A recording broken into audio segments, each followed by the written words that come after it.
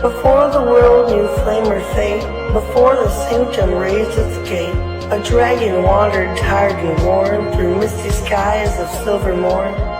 It searched for peace, a place to lie, beneath the glow of moonlit sky, and in a valley hushed between two gentle hills of twilight green.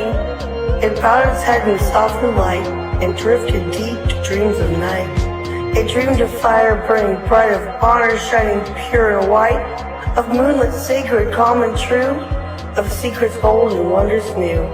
From dragon dreams to whispers grew, a hint of halls the world once knew, where mysteries danced in shadowed air, and magic bloomed in hearts that dare. That was the dawn of what would be, where five fought fate and unity. Their story closed, their watch now done, five voices fading into one. And so I speak across the yore, to those who brave what lies before. Oh, hero born of flame or field, of moonlit craft or truth concealed, step forth, past revealed, consume your fate unsealed. For now the sanctum stirs to see what new-made legends you will be. The dragon breathes the dream once more, a calling through the ancient door. Hero before the past is through, the tale now waits to open you. Take clues I've left the mist and dew. Seek what is hidden, chase what's true. For the sanctum keeps its promise still. In silent halls and moonlit chill, it watches all you choose to do. And it's long been waiting here for you. Ladies and gentlemen, thank you all for tuning in to our wonderful world where it truly all begins. Magic, stories, friends, enemies, mysteries, dungeons, dragons, spells, and scepters all will be present tonight as the story gets introduced and the legends come alive. Tonight, ladies and gentlemen, we are here to kick off the first official gameplay, Session 0 of Spells and Scepters, our epilogue of everybody in the Discord that is ready to play are so excited to hear that all of you guys are excited to hear their story.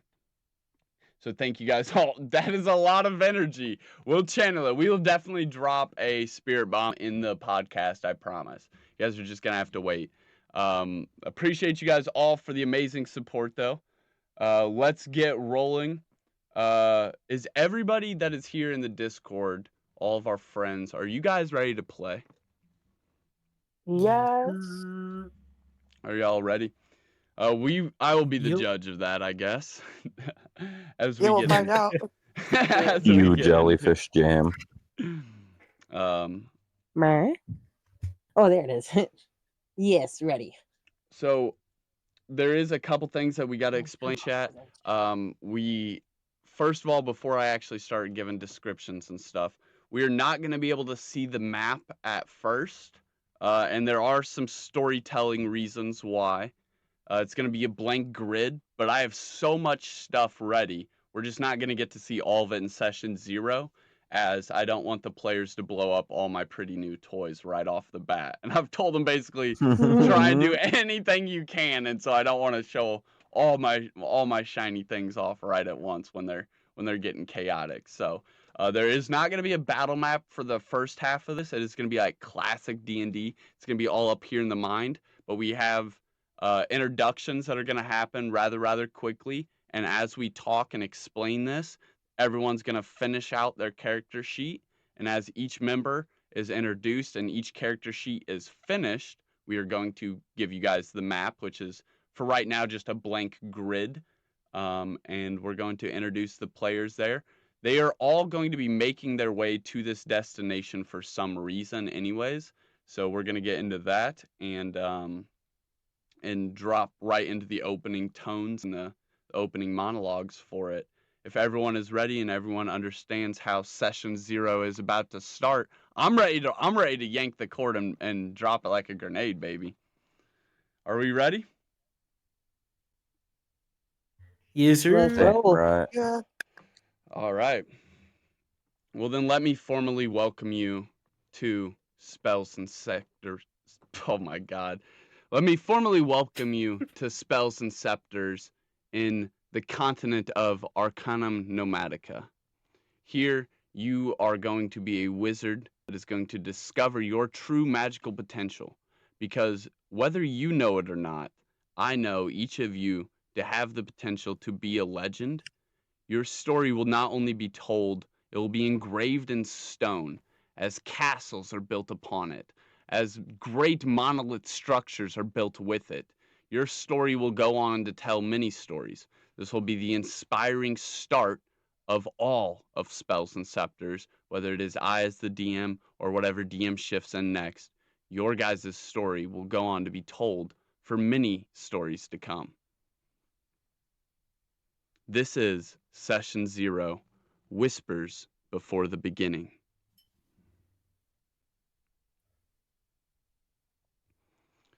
You remember the road, or parts of it. A blur of the sky, a chill on your back, a voice, maybe yours, maybe not, telling you to walk. You remember the world feeling familiar, and yet impossibly strange. You remember the sense that something waited for you, not ahead, but everywhere. And you remember the forest, only not like this.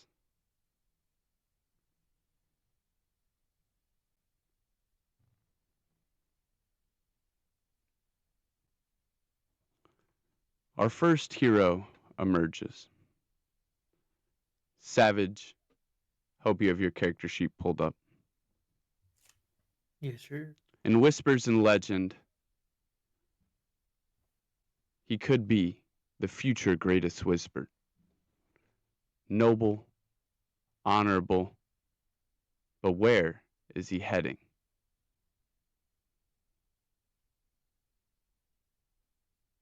Where were you before? No, say it. Say it. She said, fuck yeah. She was muted, but she said, fuck yeah. Where were you before, Savage? Go ahead and go into your backstory section now, if you would. Where were you before the events I just described? So here you meet Vero, or V for short, Shadowstar, the troubled offspring of a dark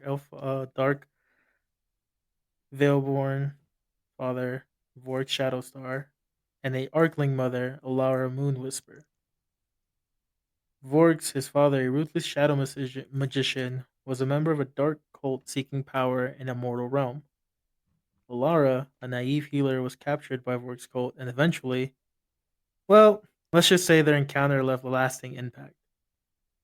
Vero grew up in the mortal realm, abandoned by Vorks and left to be raised by Alara, who was struggling to overcome the trauma of her past. His mixed heritage seemed to amplify their magical abilities, but also made them a target for various unsavory characters. As a child, Vero was wild. They'd often slip into dark trances, and their spells would go haywire, causing destruction and chaos. Lara did her best to teach Vero control, but the darkness within Vero seemed to grow stronger. One fateful night, Vero's power spiraled out of control, and they unleashed a devastating shadow spell, almost destroying their village. Lara was gravely injured, and Vero was left with a deep sense of guilt and fear. Now, Vero is coming to this, trying to find and master the art of magic without succumbing to the darkness within. They're determined to prove themselves, but a shadow whispers promises of power.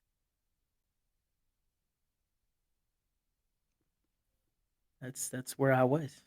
So where would you currently be located? Where would Vero be living? Maybe not a family home then, I assume. Maybe It he's would probably like a small forest tent or hut. all right, go ahead and add that into your backstory that for some time you've been traveling, living in a small tent or hut. It's going to be important. You can just make it a very simplified note. Gotcha. And while you're in backstories, I would guess you have some sort of tab for miscellaneous items. Mm-hmm. One day while you were at this hut, a sealed letter appeared outside as if you had a mailbox. Maybe it's a tent, so it's just neatly placed outside your tent. And it is a sealed letter with the crest of wings speckled with what can't be described as glitter, almost as if glitter was, instead of being reflective, missing. Almost like you're looking at mist on paper. And it's stamped with this seal. And I will deliver this into your messages so that you can read this letter in private. Okay. But for the brief matter of what this note may say, there is no sender name, no magical signature, and there would be no traces of where it came from, which is very alarming to you, as you would be a person that is very precautious about the things around. Is for all of you, but we're specifically going into Savage now. All of you would have this feeling as if there's somewhere you need to go to, somewhere you would need to travel to. You can almost feel that. Like there's a pull, something almost pulling you to it. But you can't remember all the details of why correctly. And we're specifically now into Savage's details, but we're going to go around and introduce all of you. All good to go, brother. Action. All right. So, Savage, you received this note. How do you tuck it away? What do you do with this note? That you just put in your inventory? I was gonna say I would fold it into 4 equal sections so it fits neatly inside of my pocket and it doesn't fall out. Okay. So as you fold it up and you tuck it away, are you gonna pack up your campsite and head off then? I would slowly start to turn all clean up everything up, packet everything into my bag or carrier, and then make sure I leave no traces. I'll clean it up fully so it seems like it was untouched. Okay. Yeah, you fully clean up your campsite and it literally looks like nobody was there. You seem to almost be a natural at this point. And you get everything kind of picked up, tucked away. It's very broad on your shoulders. You are exactly how tall? 6.5 feet. So at 6.5 feet, is your weight pretty evenly distributed, or are you a very big guy? I would say roughly like 225, 230 pounds. So you can carry most of this on your shoulders very easily. It's going to allow you to Yeah. travel. It's almost like you're traveling light, but you can carry this whole campsite and it's almost traveling light. hmm So yeah, you get this, you get your tents, posts, and tarp and everything in your backpack, and maybe some even pots and pans. Is there anything else you would have that you want to throw into your inventory that would be part of your campsite? Mm. This is where you can get imaginative, get a couple free items. uh, We're still in session 0, it, folks. I gotta it would be throw the small. Like freebies. I would have small little carving tools for like woodwork, just because I would make all my like dishes and stuff for wood. So I'd make sure to grab my kit, make sure I double check my bag, double check if I have everything, and my kit would be sitting near where my tent was. So I would have to grab that. Okay. And then the other thing would be uh a small little, like, I wouldn't call it like a pocket knife, since a pocket knife is a decent size, but it's like really small. Okay. That little knife that folds inwards. All right. Mm. And what would that be used for? Like cleaning food and stuff, or? It would be used to like if I picked up herbs or certain types Ooh. of plants to make Yeah. sure Go. to like cut it evenly and to Yeah. get Go ahead off and any add like that to pieces of it. your items. Awesome. Um. Inventory. Yeah. And you can also just go ahead and put maybe cooking supplies. So you'd have, like a pan and pot Mhm. maybe stuff, to brew Would it be just like vegetable. camping essentials? It would be like a pot, a Yeah, kettle, stuff like that. yeah. Filling up on the loot. Uh, and yeah, you would have all these items, pick up your campsite. It would look as if no one was ever there, and you would begin walking. You've seen this forest off in the distance, so you would know basically where to go. Um, and then you would continue walking, and you would continue walking, and you would keep walking. And as you're walking, you would think, man, really didn't think this forest was so far away. And it would visually appear as if it is still just off in the distance. And so you would keep walking, and you would be growing closer to it, but visually, it would still be just a little bit off in the distance. Uh, and as you walk this day out, you would finally come to the end of the day. And you would assume from how far you thought it was to how far it appears to be that you are probably about halfway there after about one day. Would you like to get your camp set up for this night and rest, not knowing what could await you in the forest itself, unless if you wanted to uh, venture through the dark? yeah, I would like to see if I could set up my tent again since you know, I'm still Yep. not fully there. I would say you wouldn't even have to roll for it, just like picking up your campsite. I would say you're pretty good at this by now. You've been doing it for some time.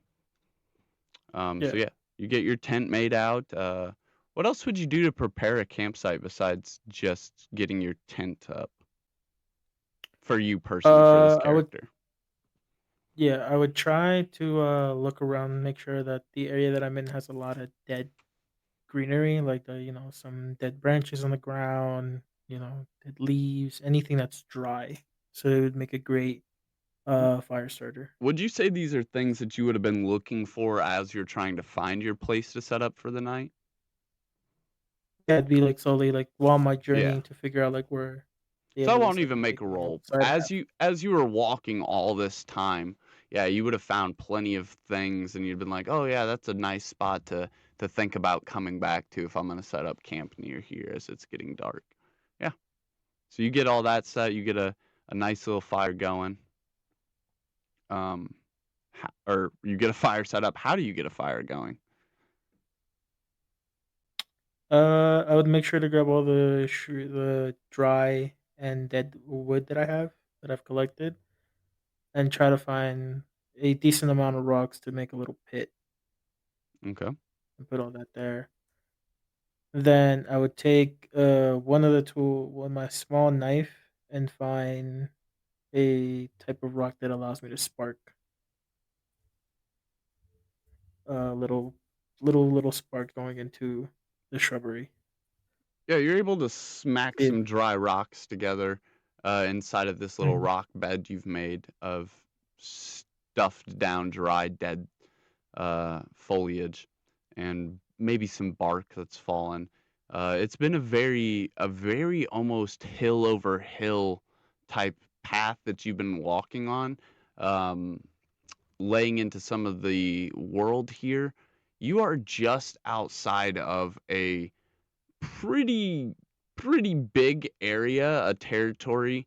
You are coming up around the side of where there is known to be a lot of elves, and so you wouldn't know any of these city names by dialect unless you've been to any of them, but you know that you're in a spot that is very populated as you're kind of coming around the side of it. You're going this route that's over so many hills, it would be very hard to spot such a person off in the distance, unlike flat ground territory. But on the other hand, there isn't too many trees to also collect this bark from, and not many to provide you from cover.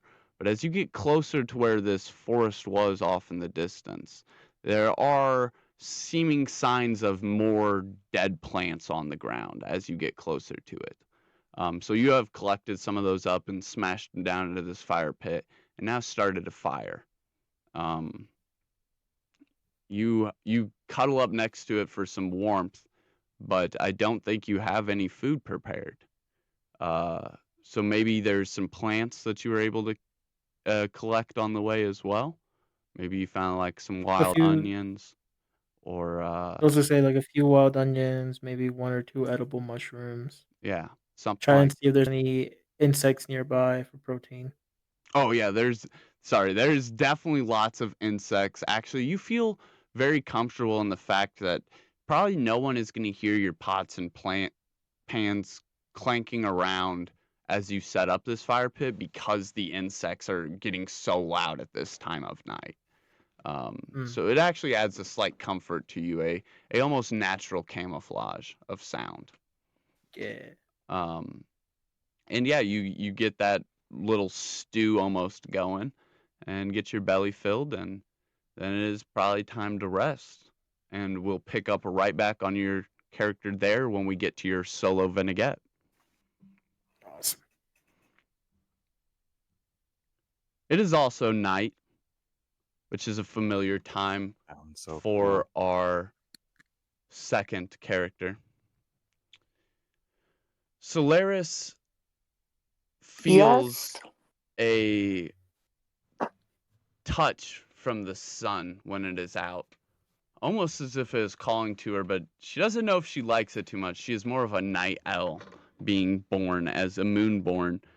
And tonight she feels that sentiment as the night grows and the moon gains in the sky, as it begins its compendium, its biggest arch over the top of where she's located at.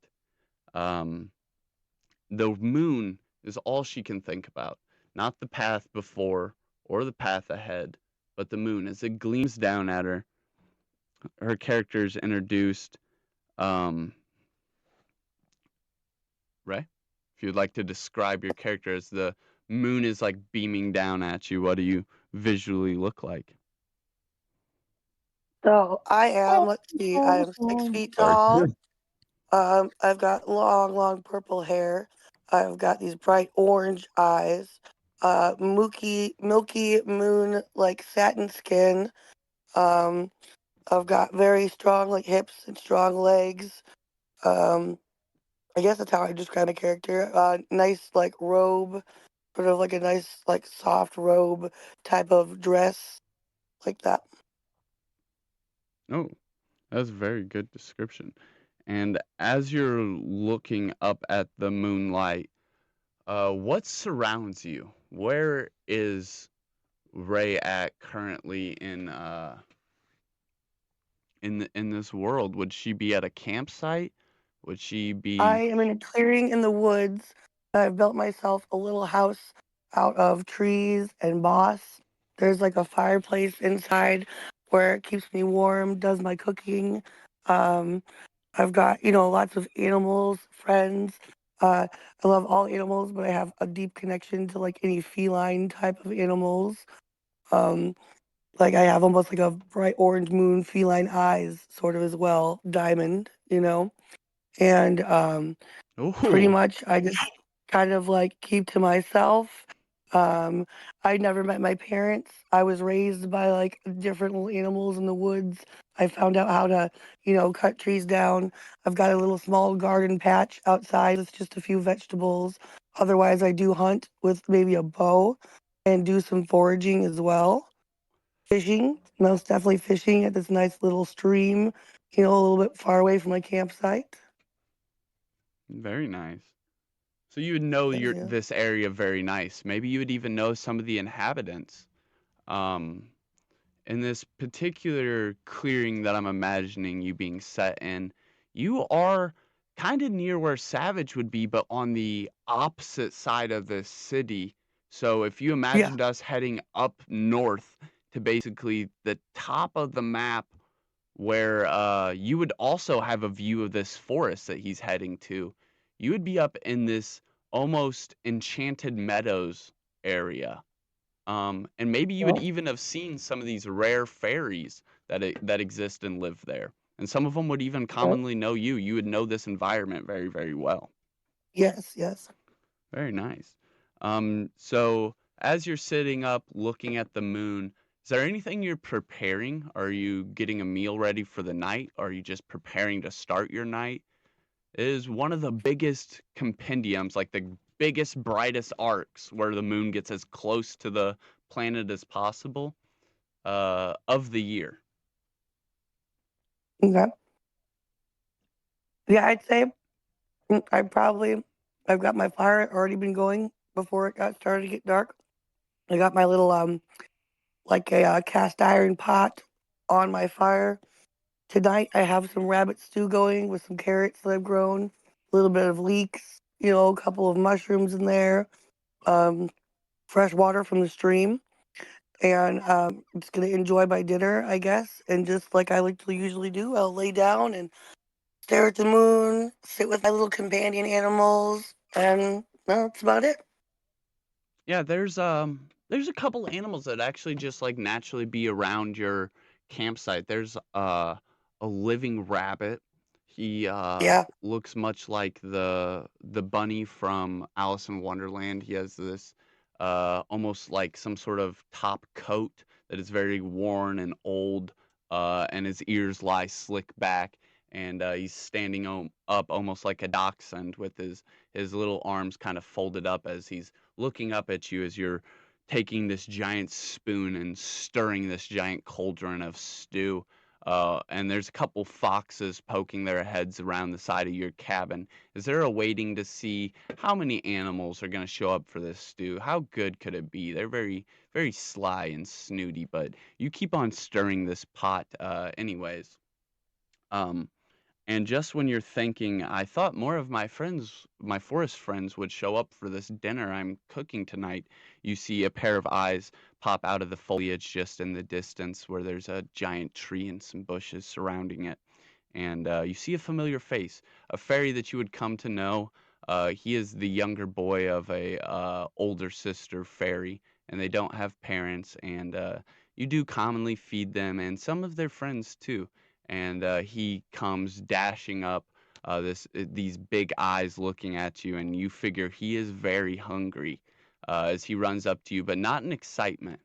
No, he is in a state of Ooh. what you quickly realize is some sort of dire need. And he runs up, Solaris, it's my sister. She's become sick. You need to come quick. And he immediately doesn't even give you time to react. He floats right on up to your fingers and starts trying to pull on the cuff of your shirt. You do get to react though. You can't. Yeah, he just is like he's so Oh, fast okay. with it. Yeah. And you asked me what my next action is? Yeah. How do you Well, I'm going respond? right with them. Okay, I so go immediately. you're like, say less. I got you. You're my forest Yes. friends. Oh yes. For sure. Yeah, you just start rolling with him. He leads you, bro. He takes you right back to that tree, that Mhm. big tree with these little bushes just surrounding it in every direction. As he gets right back to that where you've seen his eyes pop out of the bush. He goes right back in that same hole, almost pulling your arm with him. And for the first time, you actually see that under this big tree, not only is this whole tree like hollow, but there's a huge chunk of it dug out from the bottom. And these bushes act as a natural cover for the entryway to this. And you can't quite get in there, but you can definitely get to the entryway and be like seeing everything that's inside of this underbelly of the tree trunk, their den almost, so to speak, their living room. And sure enough, as you peer inside these warping roots and these soft glowing lights, almost like they've gotten some sort of bottle cap or something and collected a huge amount of like earwax or something and lit it on fire so that it's just this small, very small burning candle. But they have a couple of these scattered around, and it illuminates this den quite well. A nice comforting light, as you see. Shrek There is called. a elegant little couch made up of different fabrics and stuff with a whole bunch of bundles of scrap clothing piled on top of this much older looking fairy, who you do know is the older sister of little Timmy here. Oh, Solaris, she's so sick. We don't know what happened. And you look down at this very blue-faced pixie that is clearly in some way, shape, or form afflicted by some sort of oxygen deprivation from the best you can gain it. Like she literally looks like she just is having trouble breathing. She's almost kind of wheezing. She looks very cold, very pale, very blue.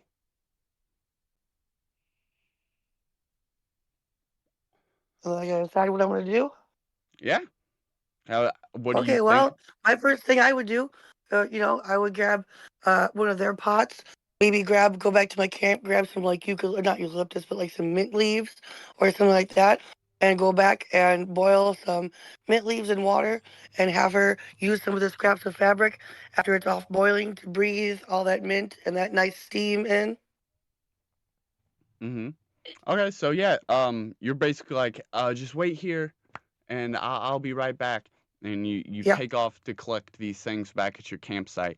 You get back to your yes. campsite though, and you see that big pot of food that you left cooking it's still there, but the food is gone. The fire has gone cold.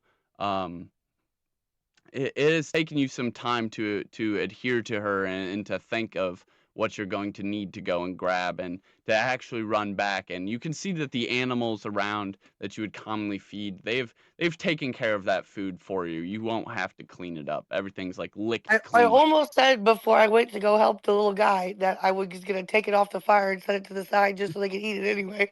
I Yeah, so almost said that. they did their So thing. And you run back into your what you said you had like a little cottage, like made of moss and like a stuff. wooden hut, yes, Yeah. moss, and yes. So you run back inside of this, and as you're like going to collect your different stuff, the first thing that catches your eye is actually you have like maybe some of these wooden bowls or something that you would have not for animals but for yourself to eat off of once in a while. Mm-hmm. One of these has actually been filled with food and is set on your table, almost like Oh, you don't know how an animal would have accomplished this, but someone took the right. food, set it aside, and it is here now on your table. And you collect the rest of your things, maybe put them in a little basket. You can go ahead and put, if you have your inventory open. Yeah, let me see my inventory. I got personal characteristics, blah, blah, blah, blah, blah. Enemies, allies, organization. I'm not sure I know how to get to my inventory, to be honest. So it should be in your character sheet under allies, all that stuff. Keep scrolling down. There should be Okay. a notes section. Oh, yes. Okay. We You do can that. actually, if anything, you can actually enter it as an inventory thing. So, I just don't see where it says inventory, is what I'm saying. so the way that it would do it, you would open the little journal, and you see a character sheet, and Yep. like your name and everything. Like you scroll, and like the Yep. third little thing would be combat skills, tools, spells, and then inventory should be right next to it. If anything, I'll see if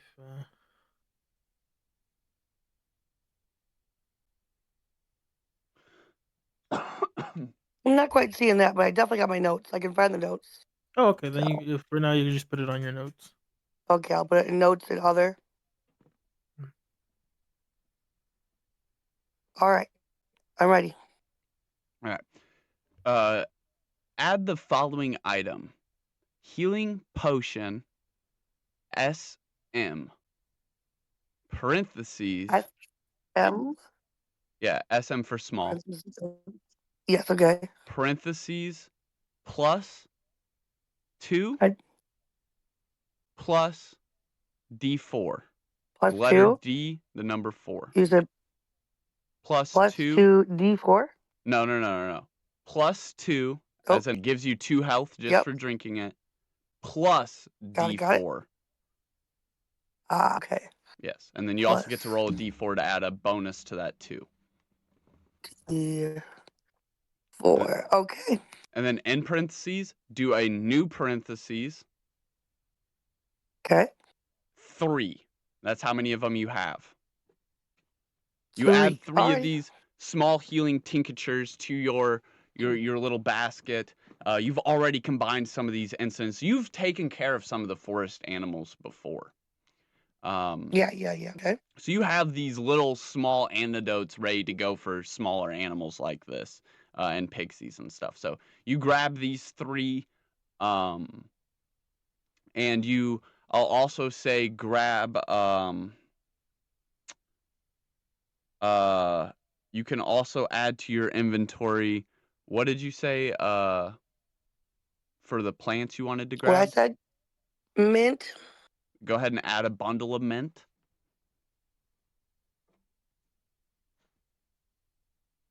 Okay. And what Oh, else? perhaps some ginger. Go ahead and add a clove of ginger.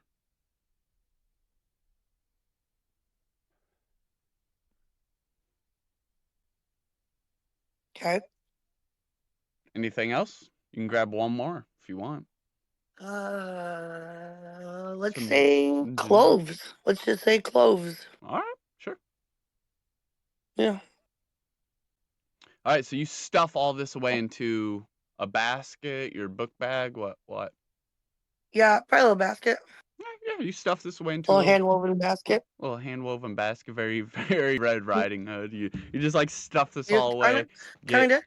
Yeah. get ready to go, and you turn around, and right before your handle can touch the door, something very cold shivers down your spine. Something cold, not scary, but familiar and eerie at the same time. As it kind of shivers down your spine, your hand goes to twist the doorknob, but you stop. You can't quite step through the door just yet. Your hand lies on the doorknob, unable to twist it, opening the door, unable to even think about your next step to step through. You've been virtually paused, locked into your own mind as your thoughts begin to race. This chill, this eerie, familiar vibe, it makes all the hairs on your neck stand up as it works its way down the back of your neck. Suddenly, it seems as if the moon itself whispers, but not into words. A valley drenched in moonlight. A dragon sleeping beneath silver clouds. A forest bending like paths of elegant ribbon, tied and strewn together.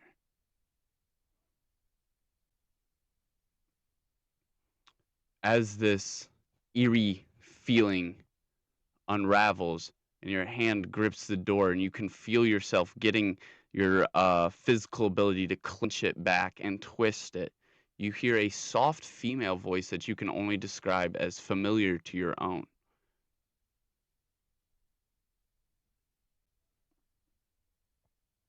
Sun petal bloom. That is the antidote. as it whispers into your ear. You finally come out of this trance or stun that you've been locked into, and the doorknob opens and you step through in a gust as if all your perpetual frenzy to move in that moment is unlocked at once, and you burst forward. Quick step after step, you find yourself running. You're now sprinting towards this tree, not even realizing how long you could have been gone. The one thing you do notice out of the side of your eye, the physical coals, the remain of the fire you once had, what couldn't have been but an hour ago, are gone. You can't even see a slight glow out of them. They're black like charcoal. No smoke even steaming off of them. You race forward quicker and quicker. Entering to the den, you almost like stumble into it even though you can't fit. You see on the couch, she still lies, Sylvester and little Timmy. He's there by her bedside, maybe getting her a little tapper of water. She guzzles it down. She immediately, like, her eyes, which were kind of almost swollen in this pain, it looks like it's very easy for her to see as her eyes kind of flutter a little bit, and she looks up. Solaris, is that you? And this clearly helped her, but she is badly poisoned. And little Timmy butts in, and he's like, "Oh, it's not working. I knew we shouldn't have messed around with that thorn bush. Those thorns were a bright purple like I've never seen before. We've never even seen things like that grow around here." And it appears that there has been an outbreak of these. Not only are plants dying, but new foreign plants have been blooming in a plethora. A lot going on with the ecology around here, as if almost the environment is changing. And this new foreign plant has poisoned this pixie. And it appears as if there is going to be no way to undo this poison.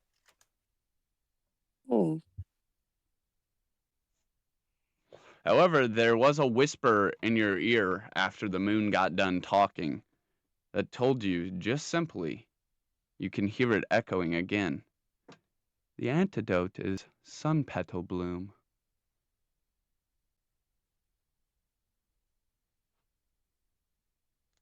Okay. With that information and no information of this plant itself, what would you like to do? How would you like to proceed? How would I go about finding out about the plant? All right. Why don't you ask these pixies? They're very magical. They might know about magical plants you haven't heard of. Oh, okay. Yeah, then I would ask them about that. See where I can find it. See if they know about it, and if they do, then maybe I would ask one of them to come with me to help me find it and be able to make sure I'm picking the right one, since I've never seen it or I don't know what it looks like. All right. Oh yes. I could try and help you find this sun petal bloom. I have heard of it before, but it is only a story. And at that, it's sometimes just a bed story that mama pixies tell to their kid pixies to help them go to sleep. But the story goes, you know how the story goes. You've heard the bedtime story. The sun petal blooms where the forest meets doom. You know the little bedtime story. Nope, I guess I'll do now. So he informs you that, yeah, it appears you're gonna have to go to this forest of doom. That's the only place that the sun Ooh. petal blooms. I'll try it out, but then also, do I know where that is, or do I have to You've definitely seen this forest off in the background before, giving Okay. you an eerie, sketchily feeling, like you almost knew when you set up your cottage here that you were lucky to have set it up here and not there. Okay. Your heart will bring you to the forest. Okay. So, would you like to go back to your bungalow and gather some stuff for a long journey now that you know it's not going to be simply just running back a few meters in between these two locations? Right. All right, I'll allow you to do so. Oh, I can't go with you though. I gotta stay here and take care of my sister. If I don't keep giving her water, she could blow up like a balloon. Okay. So you are going to have to set out on this journey by yourself, it appears, as all your animal friends have been fed and fled. So this is a big leap for Solaris, as she will have to leave her home where she feels cozy for the first time and really leap out into the world that surrounds her that you perhaps maybe don't know that much of, because other than this environment and these magical fields, you haven't gone too far outside of. Okay. So yeah, this is going to be a big journey for you. Are there some things that you would like to prepare you for this journey to the next terrain, the next environment?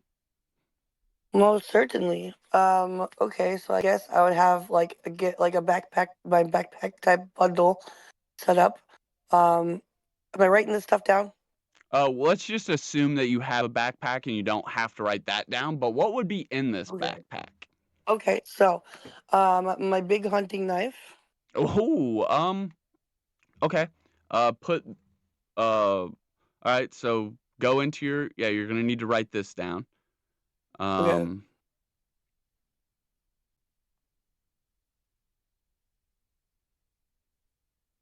And then I guess I would bring all right. Put twine. put in your item section twine. You can have 10 feet of twine. 10 feet. Um and then put dagger, Dagger. Okay, yeah. Under it put 1d4 piercing.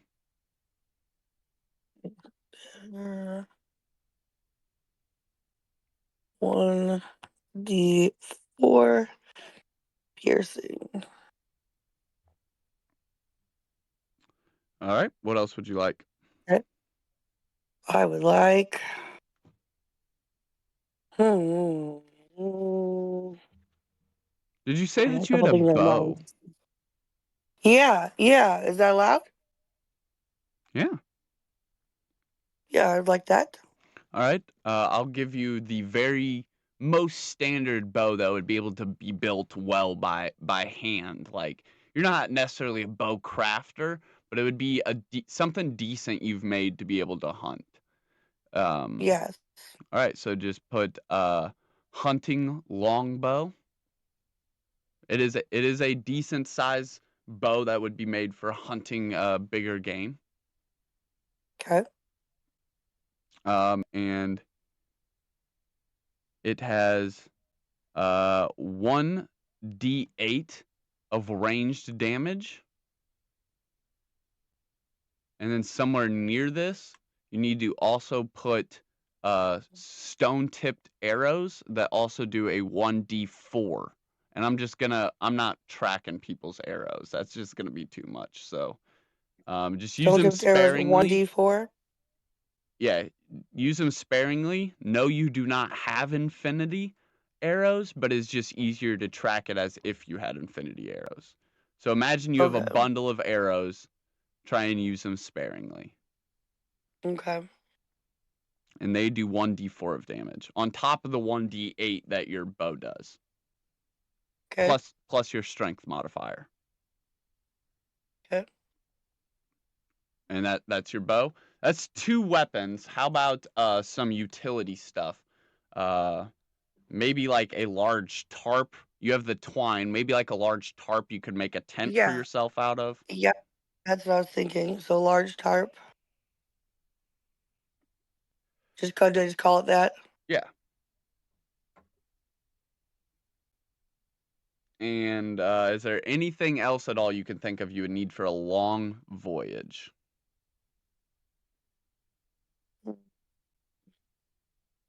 Good shoes?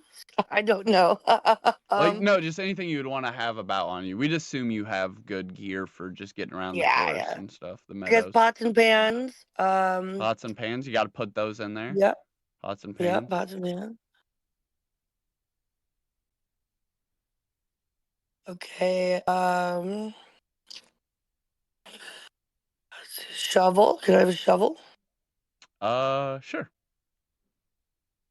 And I would say at this point, if you add anything other than that, that's 6 items, right? 7. We're not counting the twine or the tarp because those would be very light. Okay. So Gosh, anything what else do I after need? this, it's gonna start weighing you down. You're gonna move slower because you Okay. also have all these veggies and healing potions and stuff on you as well. Yes. Okay.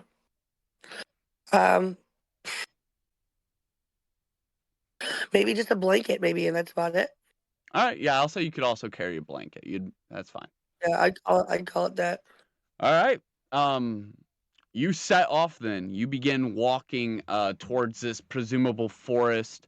By now, the moon, even though it's so close and it takes so long for it to make this giant arcing compendium across the sky, it is finally starting to set. Daytime will be arriving soon. And so you have set off at the perfect time that you'll be able to travel through the day, but you will not get any sleep tonight. It seems the series of events have set off your schedule, and this is not uncommon for Solaris, actually. I feel like a lot of the times, as these animals would pop up in a time of need, she would set their food before her and all that. But that being said, would you like to pause to eat your food that was set aside for you before you leave? Yeah, I probably should. I'm gonna need me some energy. All right. Then, just for the record, you do benefit from the effects of a short rest, and then your journey begins. All right. And we will circle back to you as well as Okay. you begin making your way across these hills, hill after hill. The dawn has encroached. The moon's still sitting in the skies. This is very big. It is taking it forever to actually leave the sky, almost as if it wants to watch you make these beginning steps to your journey. And you can feel that. And the sun has awakened now. Bright lights across the sky in these bright orange and pink colors. And that familiar feeling I described as we seen your character for the first time, it almost feels like not only is the moon like almost hanging on to watch you, but the sun has risen just a little bit early just to get a peek, just to make sure it didn't miss these first steps as well. Okay. And then, as we fade out of our second character,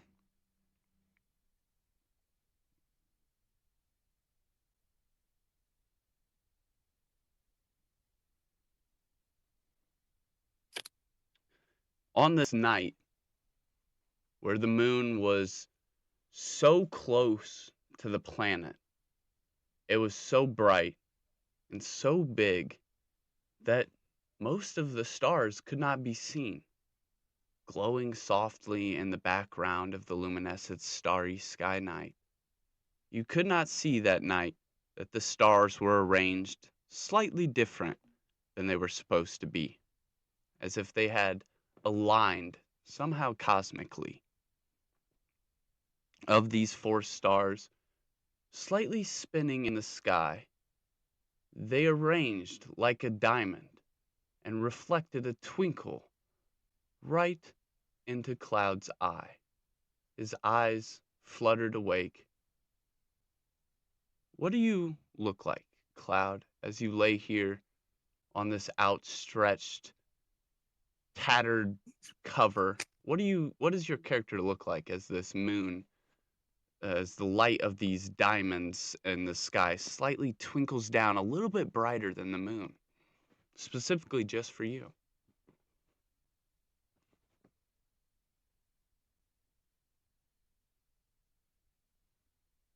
My hair is pierced white by the moon. My skin is pale, but also a little bit purple. and the eyes are gray. About average height, about 6 foot. Not exactly skinny, but not exactly heavy set. At a moderately young age. And I'm a dude.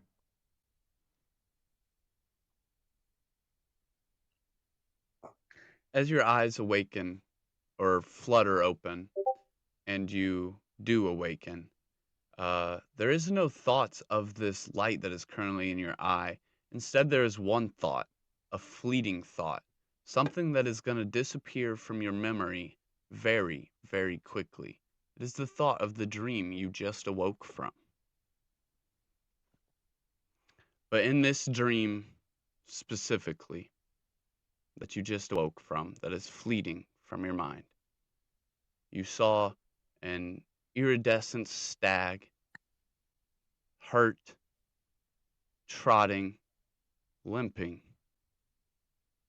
No, not iridescent, covered in something translucent. It limps, clearly bound up by whatever this is, and it limps just out of view into the mist.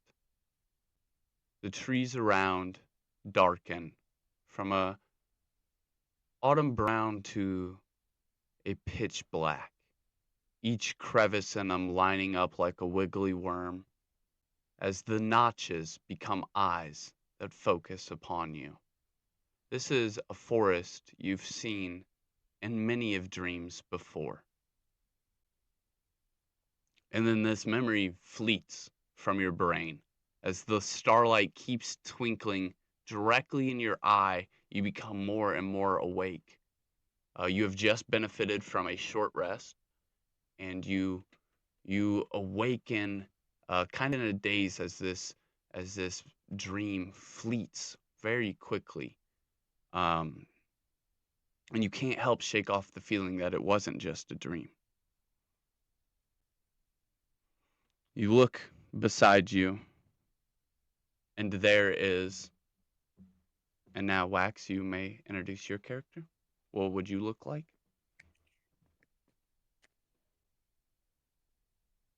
I would be lying there with my blue hair flowing lightly against my purple skin, with my eyes slowly fluttering open to expose my baby blue eyes. And I would be a small little fae that comes in at about 1 inch height. 1 inch? Sorry, foot, my Oh, bad, I G. was like, damn, she's small. Sorry, I didn't mean Damn, to you break tiny, characters at the tiny. end there. Holy. Okay. Edit that into Technical the bloopers difficulties. reel. Small. My typing. So 1 foot and very lightweight. And yeah, just chilling. All right. What kind of clothes would the two of you had, like, as you've been traveling? Would you guys have clothes that would help you in a cold environment? Would you have clothes that help you in a sunny environment? What kind of because you guys would be traveling together. So what kind of clothes would you guys describe yourselves wearing?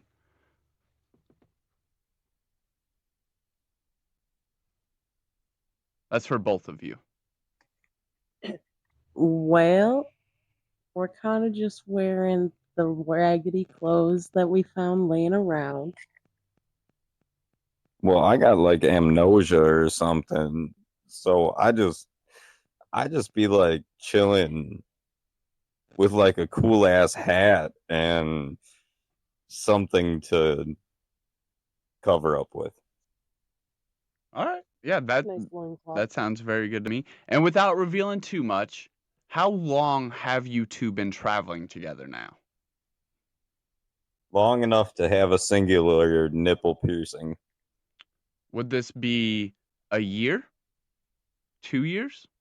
Probably about, we'll just say like 4 years. I think. Okay, so you I think guys have that's not good. only went from like one side of the continent to the other, but you have well traveled. I wouldn't say you'll be Oh, able to make damn it right. like horizontally across the continent, but if everyone was heading generally upwards, you guys would have been able to stop and kind of like zigzag, and this has been a expedition for you two. Taking in the sights. Yeah, 4 years is quite the expedition. As I'm imagining, um, with Wax being a fae, they are very much located to only specific geological spots where ancient fairies actually used to live, in these like caves and Well, dens and we these. found each other near the forest. Yeah, this would kind of be about halfway to the forest. It would be kind of up at the top of the map, about halfway between the forest and the spire.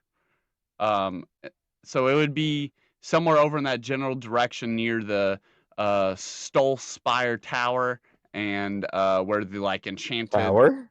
cavern. Yeah, it would be somewhere over there, about halfway away from the forest. Is where you guys would have probably is where she would have at least come from, and so she would have been over in that general geographical area. So you guys have been traveling for quite some time. Can you guys name me some of the things you like to do out of a habit in your downtime while you're traveling? Let's go ahead and open up one of your character sheets now. You guys are going to need a tent, and then continue to list me some of those things that you would do in your downtime. Is that in about, or where are we going with it? If you scroll past.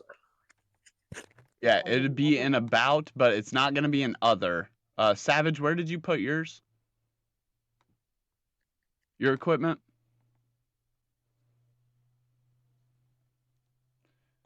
Your thing's like kind of glitching out for me. It's hard to see now as it's loading up again. I would say put it in, you can put it in background maybe. Just put background items. Just stuff you're coming with into the journey, and we can figure out an official spot for it later. I think he said there's some way to Okay. put it into the actual equipment, but yeah, let's just put it into there for now. Go ahead and put a tent in there, and then tell me what you guys would do in your downtime while you're traveling. This has been a long travel for you. You guys have had much downtime. What would you guys have been doing? Singing Frolicking. campfire stories, cooking, you know what? Eating random plants. Figuring out which ones are safe. Sometimes the hard way. Is it a delectable tea or a deadly poison? You could go ahead and add a teapot if you guys would be brewing tea together and enjoying it. Oh, if I get a choice, I don't want a teapot. Give me a knife. You got a teapot. Fuck. Yeah, you could have had a knife. It would have been very handy on this very long journey. Just put dagger. Plus 1d4 piercing.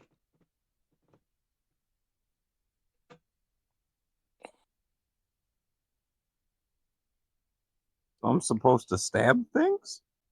That's just the damage type it That's does. fucked up, man. Somehow. Can Yeah. it at least be like a really cool looking What else dagger? would you guys be doing in your downtime? Just chopping and preparing ingredients and making tea? For chopping and preparing these ingredients, you'd probably need some pots and pans. Well, I think one of us would probably idealistically be like befriending the wildlife. Okay, well that doesn't give you any items, but that would be something you would be Okay, doing. yeah, So that's fair. let's say that in these campsites So you are we- have, there's a natural abundance of animals that are coming to interact. You know, some maybe migratorial animals that are migrating in a similar fashion. Maybe that's why you guys are going so slow, is so that all these animals can can travel campsite to campsite. Yeah, that could but I don't know if you would get any items for that, but absolutely could be what you guys are doing in your downtime. What about some pots and pans, maybe just for basic ingredients? You do have some need for cooking and eating. And are we on your character specifically, Cloud? Yes. If you want So I'm curious if there would be, because you can like cook on a rock, but Yeah. if you had like salt, right? You Yeah. got seasoning, and I'm not really sure how the undead work, You could put a sack of salt in there. but salt could be nice to have. Yeah, go ahead, put a sack of salt in there. It's a good idea. That's gonna help you at the end of session 0. There we go. But we also are starting to run a little short on time because we got to get her homework done and whatnot. So I will be more than happy to acquaint you. Okay. Well, But that's we okay. are running a little We'll short. try and see what we can get done. Just a little heads up, you know. Move it along. Yeah, I mean, I'll absolutely try. If you don't want any other items in your starting here, I will just say really quickly. I was gonna personally give you the SM healing potion or healing potion SM, however you wanna. I just like to know when I'm looking at them. Like small healing, right? First, huh? Like a small healing potion, right? Yeah, it's just like a small tincture, like a vial, basically, and it does 2 plus 2 plus D4. And then add a parentheses at the end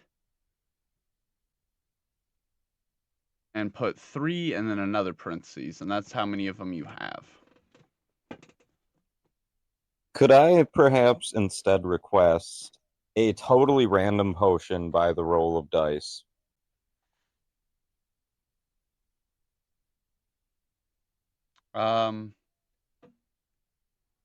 Yes, but then I'd have to pull up it up and look at it and assign everything a value and roll the dice. If you want to just move along quickly. We don't want to know what it is. I don't know what it is. We'll roll for that when the time comes. Yeah. I mean, if you really don't want the 3 healing potions, that's sure. No, just one of them be like secret. You know, like instead of 3 healing potions, just throw something random in there. I don't know why you would want that, but sure. I'll for the hell of it. I'll try and maybe I'll it'll make be a cool. DM note of it. That one of those potions is not what it looks like. But for now, just put that you have 3 regular healing potions. One of them may or may not be. All right. That would be cool. And I don't want to know which one, if that is your choice. Sure, yeah. They all appear as regular healing potions. But only appear. We're having fun.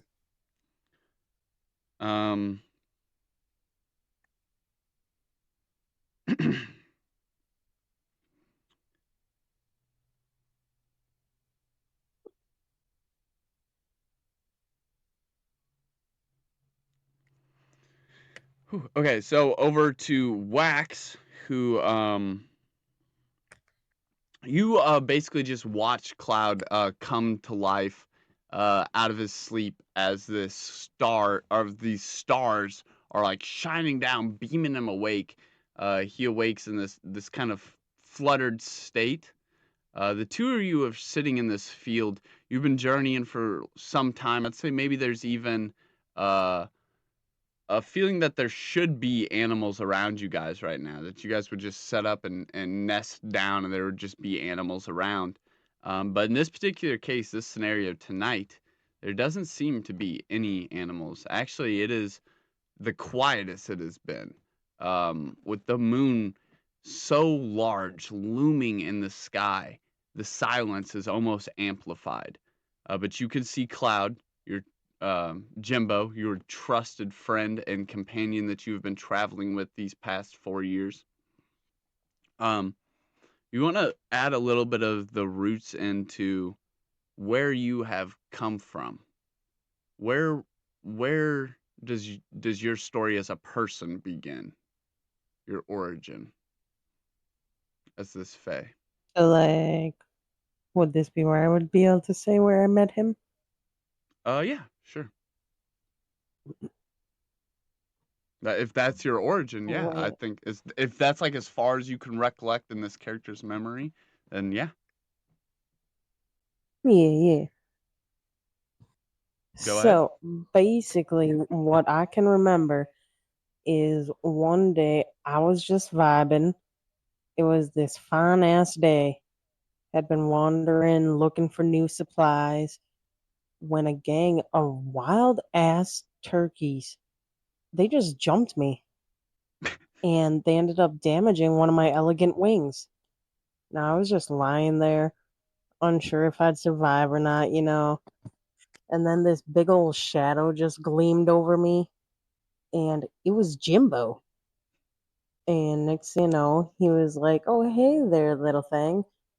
And he helped heal up my wing, and I decided he would make a very nice chair.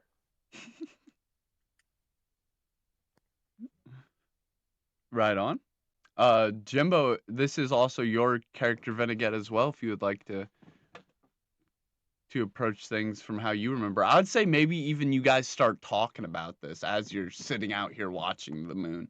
Start recollecting these memories with each other.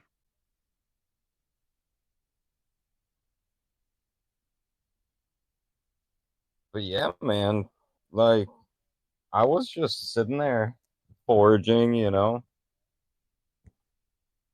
and I saw this Fae getting like fucked up by these turkeys because turkeys are inherently evil and we need to destroy them all.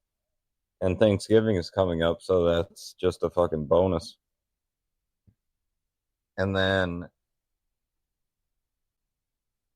I like helped her out, but I also got fucked up by the turkeys, so I'm a little bit hazy. I don't know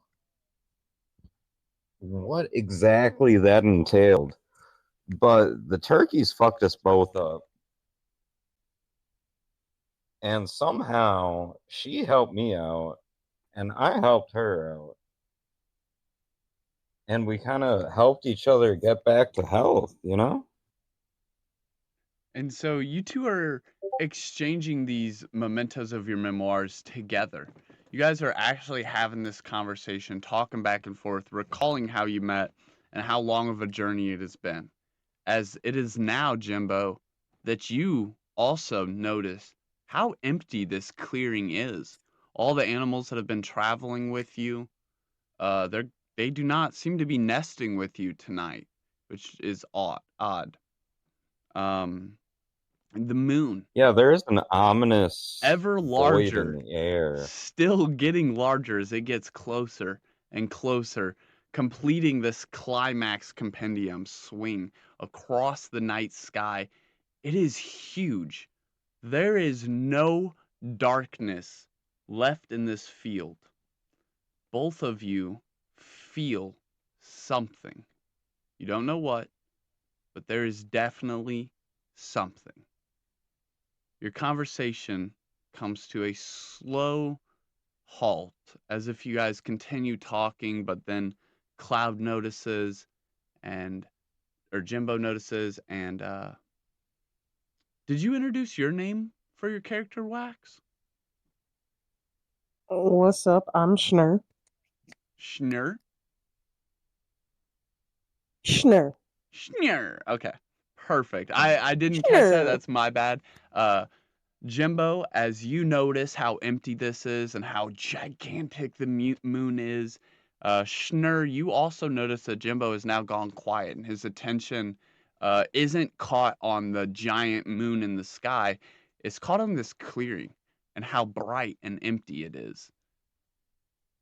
You guys can role play and conversate back and forth what you're thinking. What this bitch doing on the ground?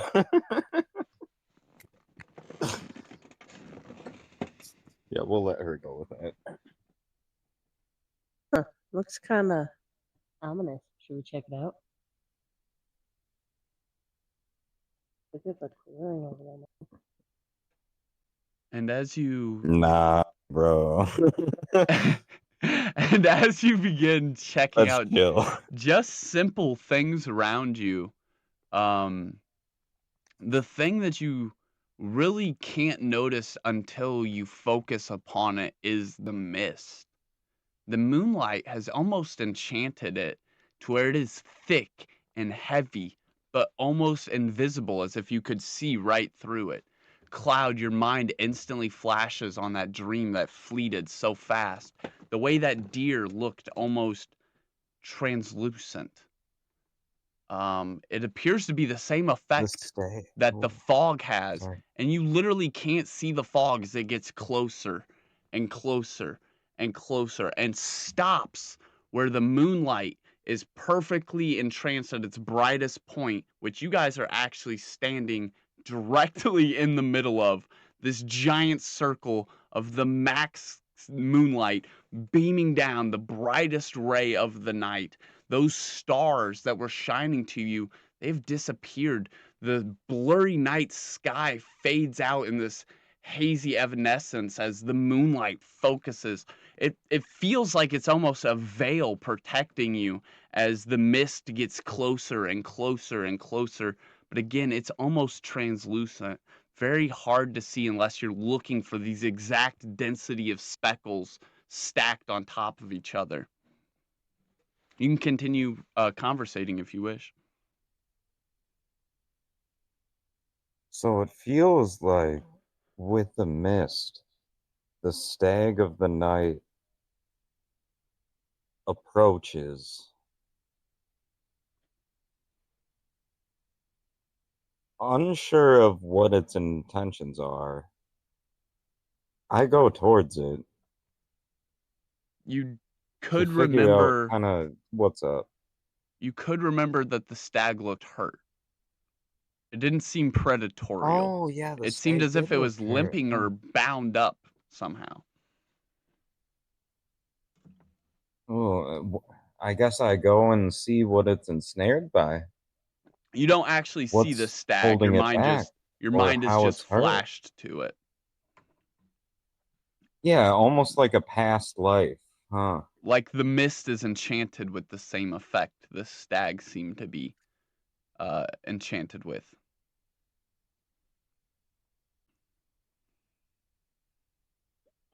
As you I guess guys I'd have have this to do chance to some conversate, observation. if at any point the conversation were to die again, which it has, and you guys were to both become completely silent, you would immediately notice, without even needing to roll,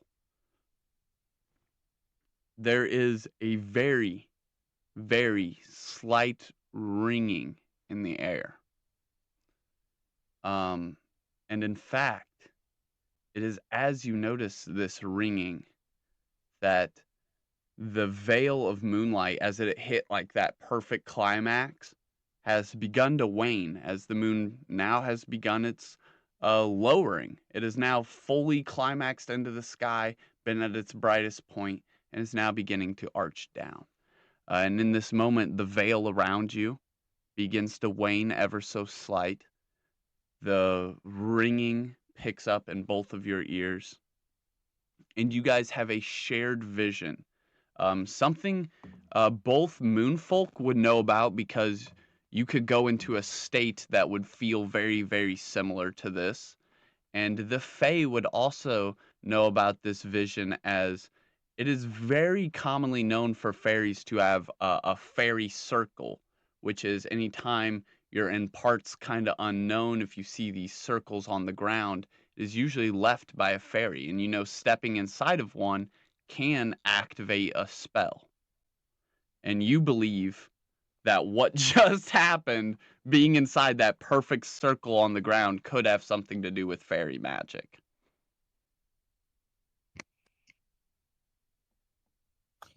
Oh, I gotta get my notes.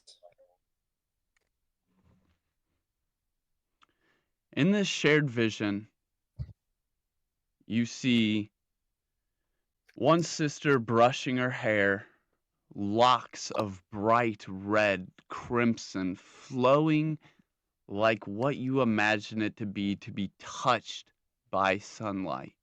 Bright, warm, ever glowing. The other sister stands behind her, facing away.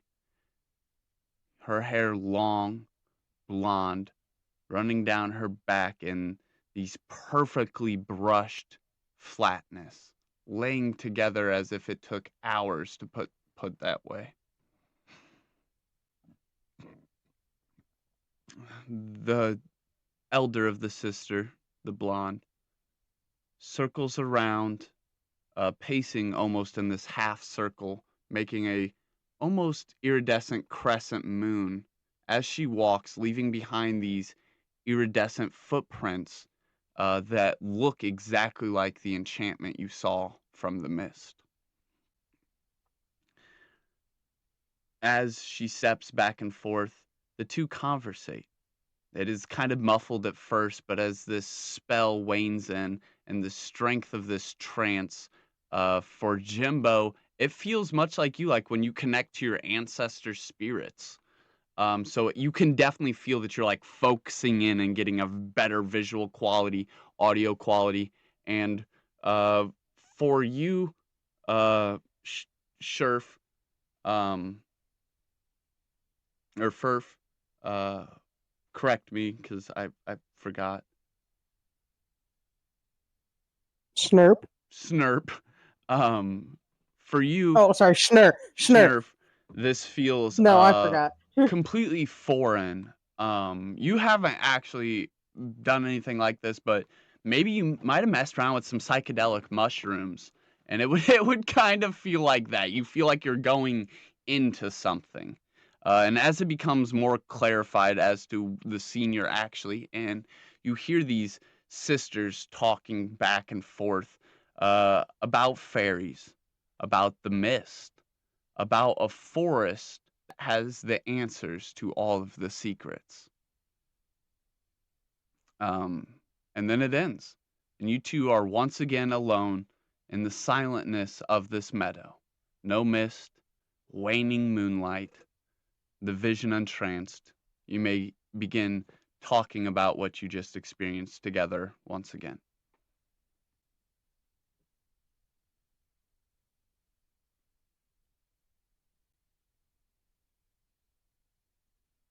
Bro, Well, that was a very eye-opening. Do you know what that was? do you know what it was? Your connections to your ancestors. Oh yeah, yeah. I get them vibes all the time. Never really knew what it was about, but It is as she says I this always feel like there's that something out there calling to me. the iridescent shape of the face of the elder sister, it almost would remind you of a moonfolk. The way her footprints left this magical trace behind as she walked. I feel like she's trying to like guide me somewhere. Does, does that maybe I could have sworn I had a dream. Maybe she was a part of it. Tried to show me where to go. Of your 3 encounters with this, you're a moonfolk. You would know about moon magic. This is something different. This is some sort of mist magic that's been combined with moon magic. And you've only ever seen it 3 times. Once upon the stag, once here in this field surrounded by the mist, and then once in her footprints.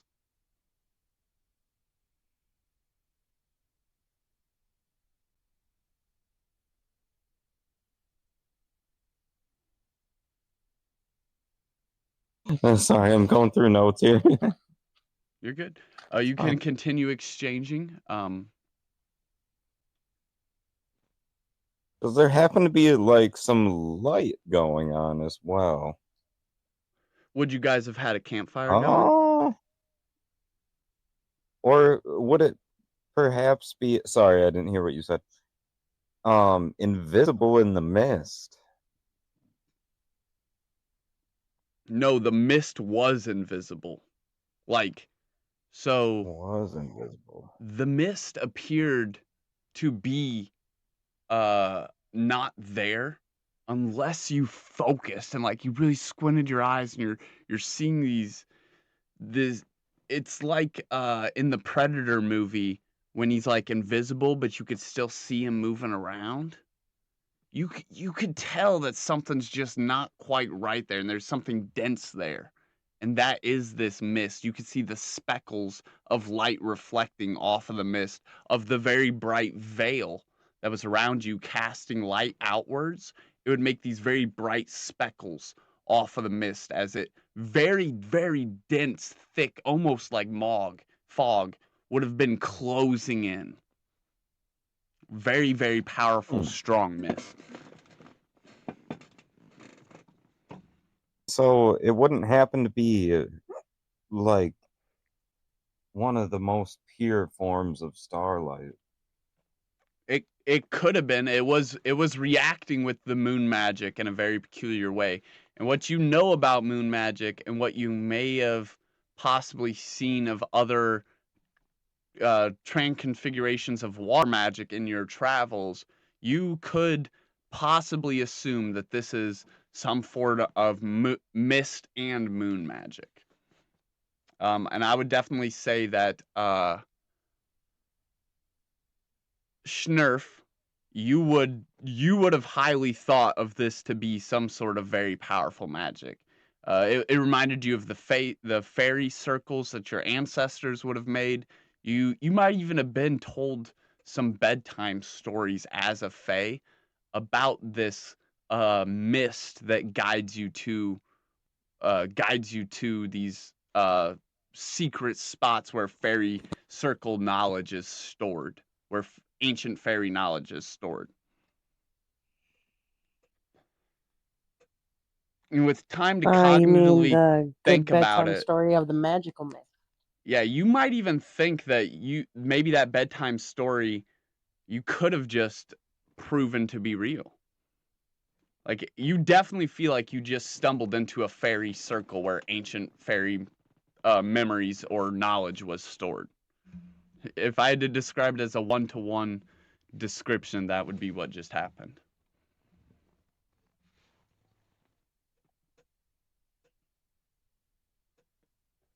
It's almost more enlightening. I know more about where I could have came. Mm-hmm.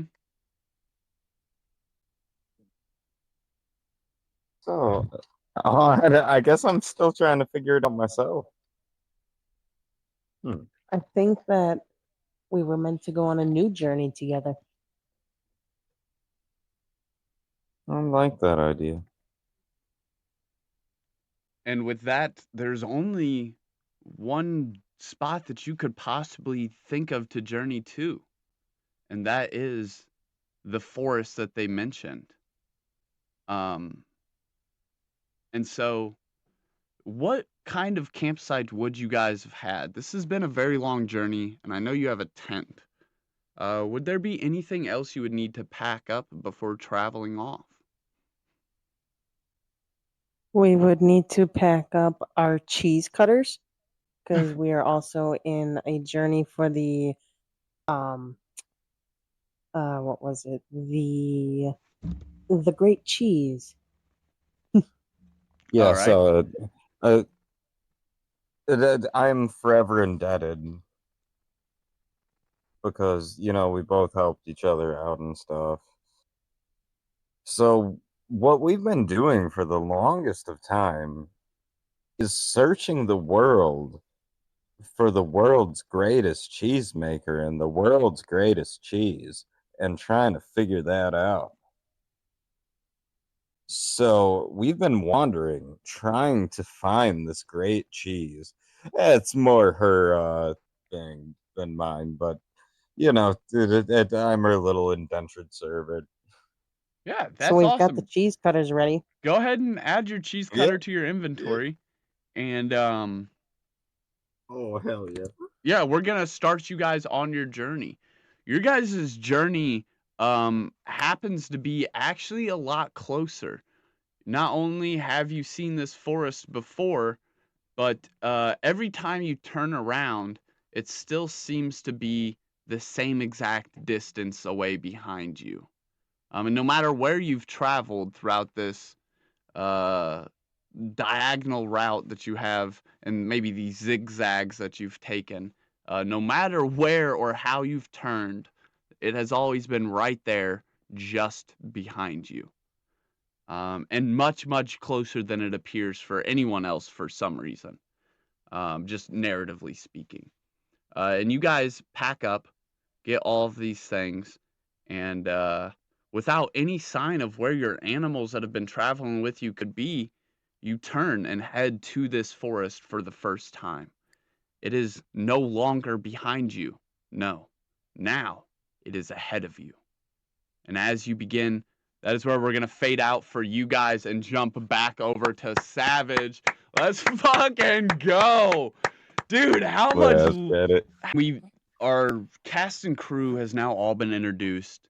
And as every night has ensued, filled with dancing dreams and prophecies of destiny, each of them has been set on a path to a similar location. However, of all the dreams we have seen, we haven't seen the one that's sung inside of Savage's head.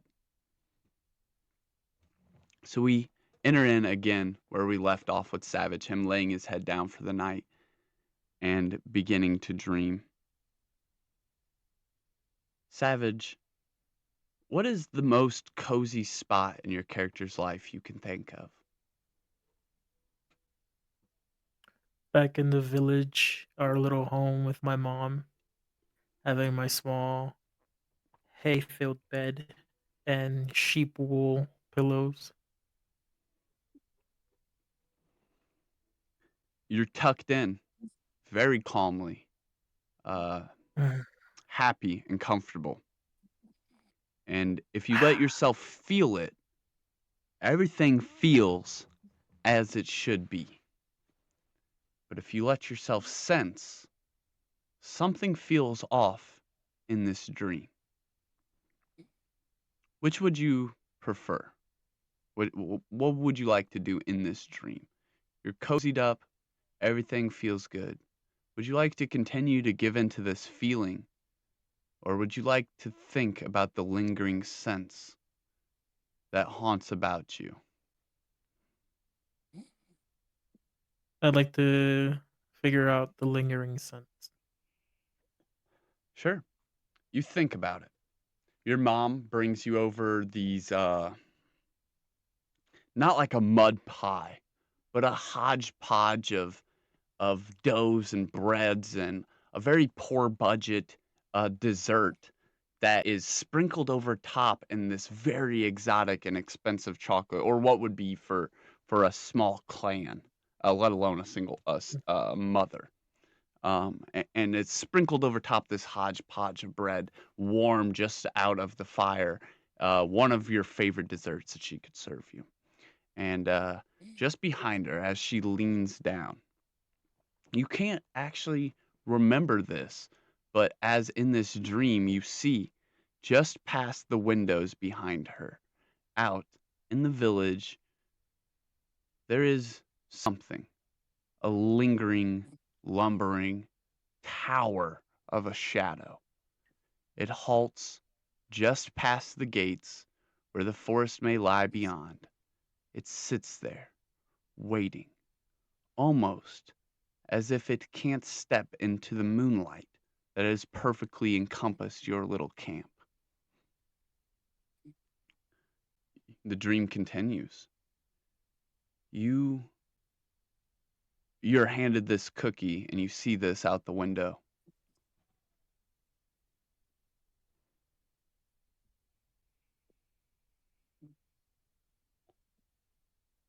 Hmm. You want to eat the What is that? cookie? I was gonna say, yeah, as I'm munching on my cookie, I asked my mom, "What's out there?" And As something pieces of about the cookie this crumble. seems very real. You remember this. You remember asking her, "What's out there?" And she replied back as familiar as she did in your actual memory.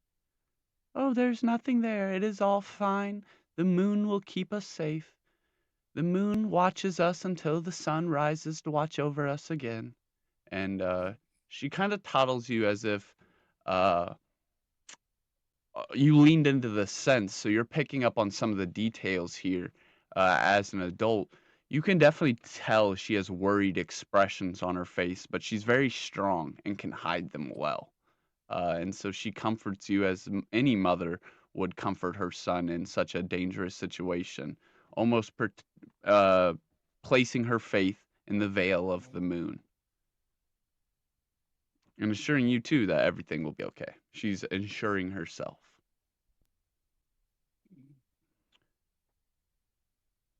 As you get this cookie down, and the thought of this has faded from your mind, you can remember not what happened, but you can remember the roars of a dragon. Unforgettable, louder than any beast. Just its presence within a mile leaves the pressure of aura. You can remember that feeling.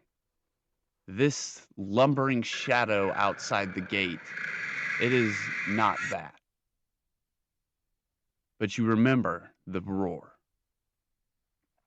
As the idea of what this dragon may look like swims around in your dream hysteria, you are brought through these winding colors that try and bend and picture what the dragon would look like, what kind of beast this roar would come from.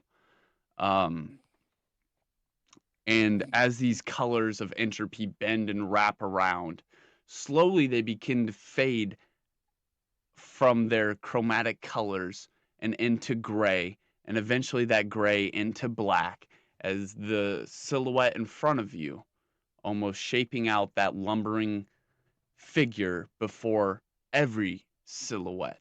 The entire visage of everything you can see in front of you, like an easel that has been dumped on by a gallon of paint, becomes as pure as the night sky black without a star in sight. And in this moment in your dream, you can see yourself, not your child self being tucked into bed, but yourself as you are now, standing below you, at your feet, a thrumming ruin, a rock catched with this magical sigil, thrumming, beating, a heart breathing. You can feel the magical life in your nostrils as you breathe in next to this thing.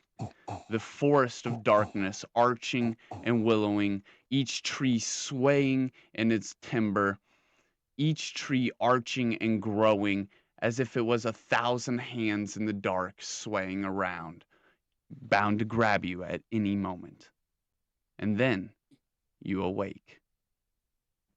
The dream is cast off, but suddenly, and now we jump back over to Rae. Rae, you were Yeah. traveling. Yep. You were traveling during the day. You Yeah. had set out with no rest, only knowing in your heart that you needed to heal your pixie friends, little Timmy and his Mm. sister, and you ran as fast as you could through most of the night. You're not an experienced traveler. You would have known the areas around you very, very well, but you would not have traveled outside of them. And having all of this gear on you doesn't pay any thought in your mind. You only thought that you need to heal those pixies. You continue forward hastily through the daytime. The day comes and goes, hills after hill after hill, as the meadow's expanse as to you have known fades behind. Ahead of you, this blackened forest growing closer, growing closer, growing closer, growing closer. But is it really? It always seems to be just slightly off in the distance. And you get closer and you get closer and you get closer. But do you really? And you think this again, as it's just off in the distance. And now the sun has set without you even noticing. The moon welcomes you in. You do not feel tired, though you are exhausted. Your body, not only not sleeping the first night, but now running an entire day. You have not stopped. Through this night, you know, in this unfamiliar place, if you were to stop here, you would also be in danger. There are definitely signs of many, many big animals making their way through what begins to look like etched timber. There are still some hills, but you're getting farther and farther and farther and farther away from the meadows you've ever known. And you can only presume with your hunting instincts that there are definitely big things making their way through here. It would probably not be a suitable place to set up camp. So you may set up camp if you like, but it comes with inherent dangers. If you were a party, you would be able to have someone stand watch, and you guys could rotate and still benefit from a short rest each. But you don't have anybody with you. You are alone, and there is a deep feeling from within you telling you it would be better to adventure forward. I suppose I am going to have to adventure forward. I might be tired. I might have gone a long way, but I can't stay there if it's not safe. I'm not willing to, give up my safety. I'll just have to adventure on maybe until morning. Yeah. And then in the morning I can set up a camp and do a short rest. And you and don't have something to have eat. to you don't have to continue advancing as fast pace as you have. You could slow Yeah, down. just take it slow. You're definitely Yes, starting to yes. feel the weight of all this gear, as this is farther than you've ever traveled in one day, let alone traveled at this pace for an entire day. So you start to slow down. The exhaustion, you aren't under the effects of exhaustion. I probably shouldn't say that, but you are definitely feeling a little bit of the weight and a little bit of the weariness. You even swipe some sweat from your brow. But the moon back in the sky, it has invigorated you. You feel really good again, and you are able to just keep going. You see a couple of what appears to be these darkened fur hyenas, almost like they're kind of like bickering back and forth really quietly, as you can only see their heads and the silhouette of these lumbering muscles behind them as they duck into these two bushes, these big overgrown thorn burrows behind them as they seem to like lurk into this dark passing area. You are on what appeared to at first be a nice, easy, open trail. I mean, it was meadow after meadow and then some trees here and there, but for the most part, they appeared on your side. Nothing ever directly in front of you. A very nice, easy, navigatable trail, even as those meadows started to wane out and the path got much flatter. And as you are traveling along this easier route, there is less in your way, maybe a cobweb that you sweep out of the way with your hand here or there, and maybe a stick that you got to duck under. And as you duck under one of these sticks and your head pops up on the other side, go ahead and roll a. Let's do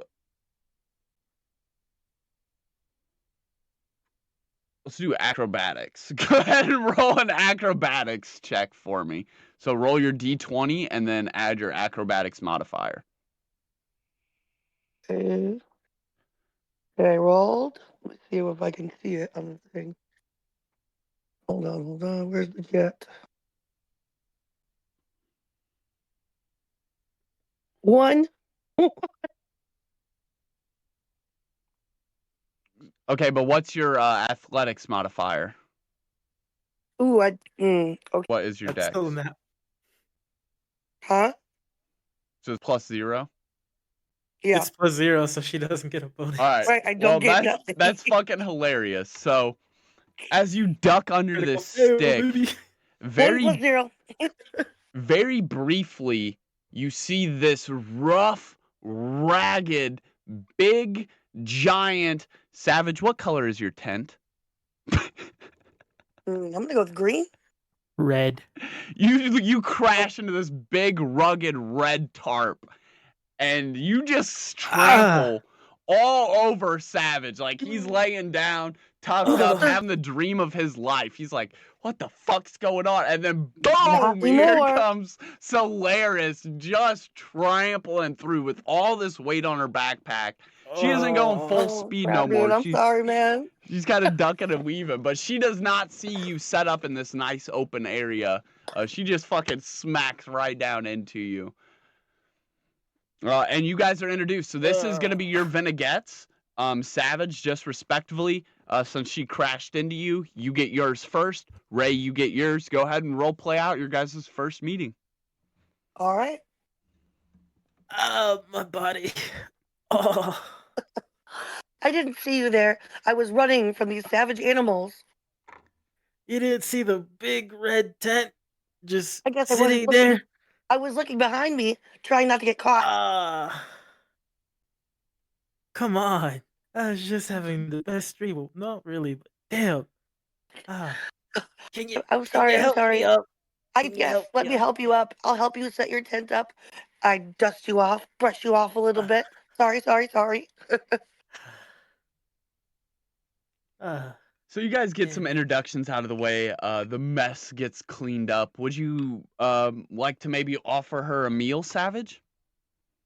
After she ruined into my tent? I have some ingredients. She has some ingredients, she says. Fine, I'll provide the fire and the pot you put in the food. As you didn't Okay, really yes. sleep all too well at night, and now your full night of sleep has been interrupted, you feel like you would only get a short rest. But as you two both share this meal, you actually get rested up quite a bit. Savage is quite the whiz of a cook, and he helps you guys get both the equivalent of a full rest. So all that Sweet. exhaustion Thank you were you, man. feeling just disappears. You guys could role play out what food you would be eating and the conversation that you guys would have over food if you'd like. All right, you go ahead, Savage. So is it too salty? Is it just right? How do you liking the food? It's very, very well seasoned. I really appreciate everything that you've done for me with this meal. I'm glad that we could have this sit together. I didn't expect to run into anybody. Well, neither was I, nor let it be trampled by somebody else I wasn't thinking of, but there's always a first for everything. I have to agree. I'm so happy that you had this nice big pot, and I was able to provide some of these potatoes and carrots for our nice stew meal. Yeah, they were freshly picked. I really like the freshness. They helped a lot. I Hopefully, agree. with this meal, it helps with the carrots. They help your eyesight. So next time, you be more careful. Very fair, very fair. You guys enjoy this nice meal and this actually very nice conversation, despite the terms in which you guys meet it upon. And as the time passes, Savage, I would say it would be you that would feel this sense of urgency, really. Solaris is almost kind of lost in the fact that she's now stumbled upon you and messed up your tent, and now you've cooked her food. So it would really come to your mind first that you have something else to take care of. As you guys are eating, Okay. presumably. Mm-hmm. Well, I hope you have eaten well, rested up, but I need to start packing up and going somewhere. I have something I have to go and find Oh. out for myself. Yes, that reminds me. I'm also on a journey as well. I'm trying to find the sunflower leaf to save one of my friends back home. It's like, oh. Well, And it with sounds I like the you wonder, both have very important things to do. yes, that I wonder if we knowledge, will end up traveling in the same direction. yeah, you would Savage know that that flower particularly only does bloom in the same place you're heading. And it is very dangerous to get to. There's a lot of obstacles you would have to make athletics checks around. Oh boy.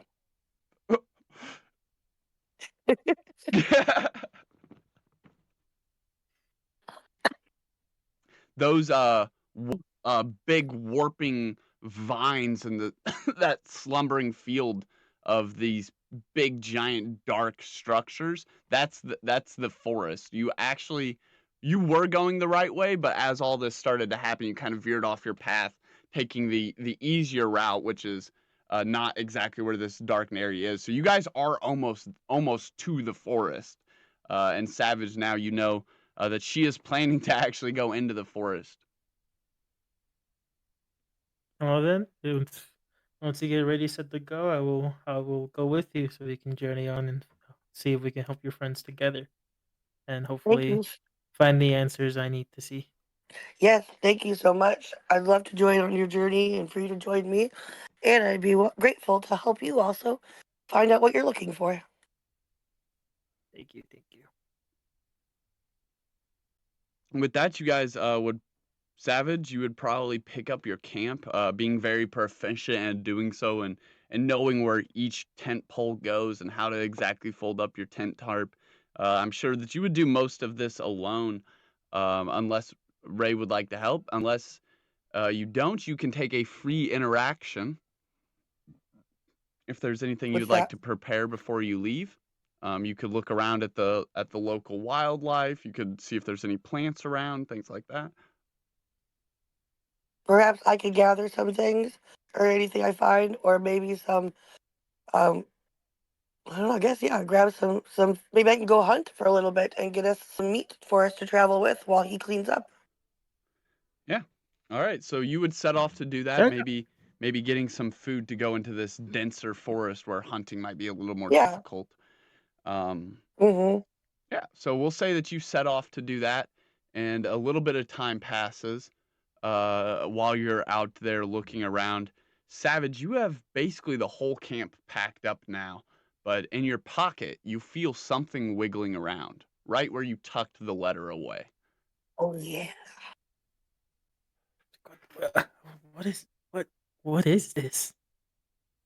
And as you get it out, you can quickly see that stamp that was on it, the silvery, misty wings, is actually not a seal at all. And it is like wiggling around the envelope like veins, like moving around and coursing and finding these different patterns through the envelope for some reason. Mm-hmm. Um, I will say as to what you would read into this letter. I'm sorry that I haven't messaged it to you yet. I have to type it out. I was not that prepared of a DM, so I have to physically type this out. I don't want to say it because then it gives away too much for other people. But Yeah. I would say once you open this letter again and you reread over it, one thing in it particularly would stand out. Um, it says in this letter somewhere that there are multiple stepping stones to the path ahead of you. And you get this strong resonance that could almost be what you were dreaming of, that stone. But her showing up and trampling over you at the same time you're dreaming of that stone just feels too coincidental. And now you might think maybe she's one of these stones on the path. Maybe. These are just Mm-hmm. amplifications that you might get from the summary of this letter. Uh-huh. So I think you made a very good choice in offering for her to go with you on this path. But yes, this ink begins to shift around, and you get this odd feeling as if once the ink understands that you understand, it very slowly resorts back to that starting seal. The letter even folds itself up and real nicely seals itself with these wings and this misty looking magic, this misty looking silver.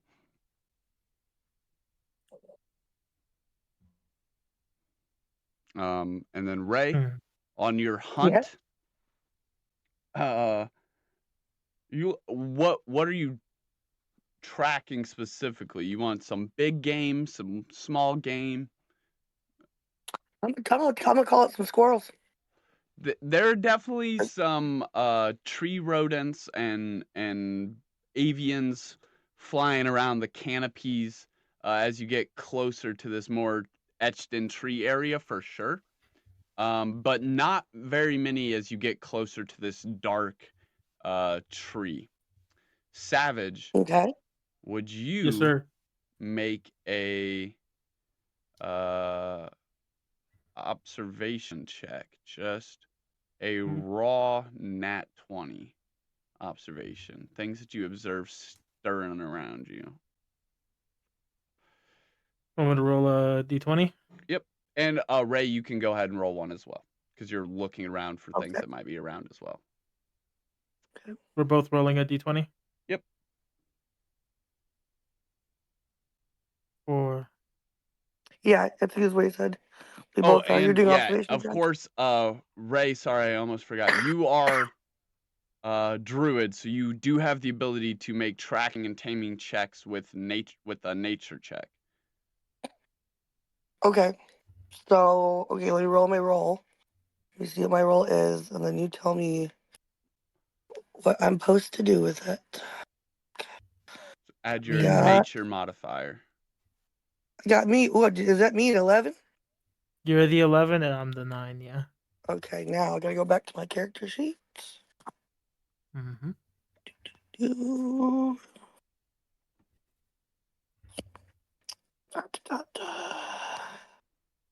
Would I add what, investigation or perception to my 9, brother? Perception for sure. Yeah, I didn't even think about that. Yeah, you And you could definitely add perception for sure. then that 9 turns into a 11. I have +2 perception. All right, I'm adding mine to my animal handling and my what now? Investigation? Yeah.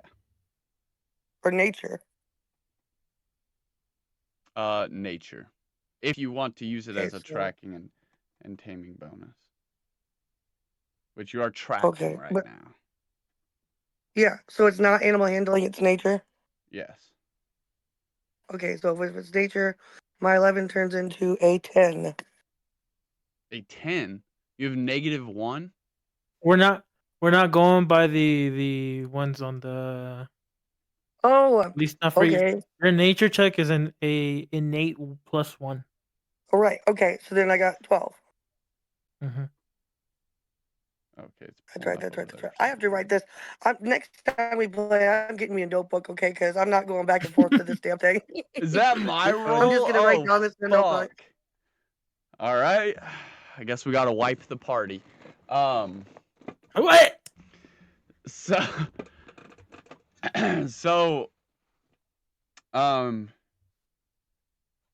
what was your roll first, Rae?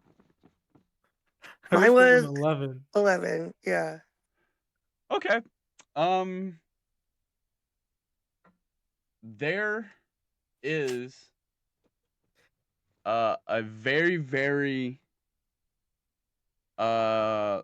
soft brown, almost deer-like fur poking out of a bush.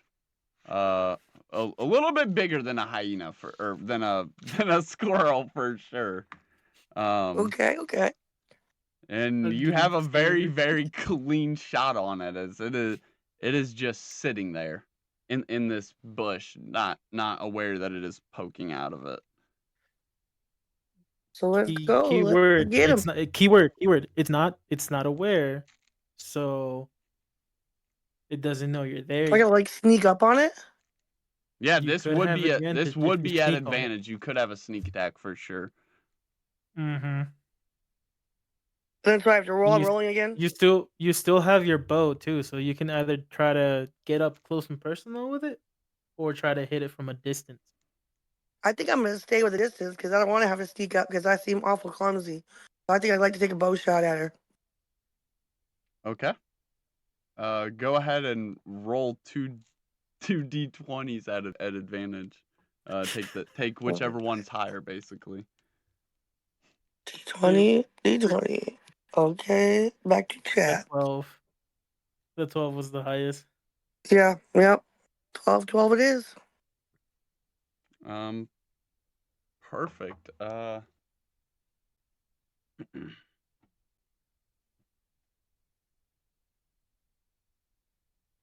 don't think it really gets a chance to react, but let's just see what the what.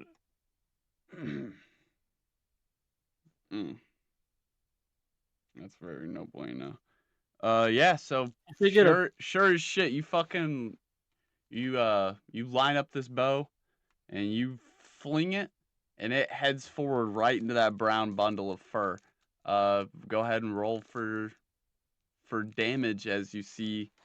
Go ahead and roll for damage as you see the ball of fur kind of uncurls a little bit, and the top of the tuft sits up, and this baby hyena just like howls in pain.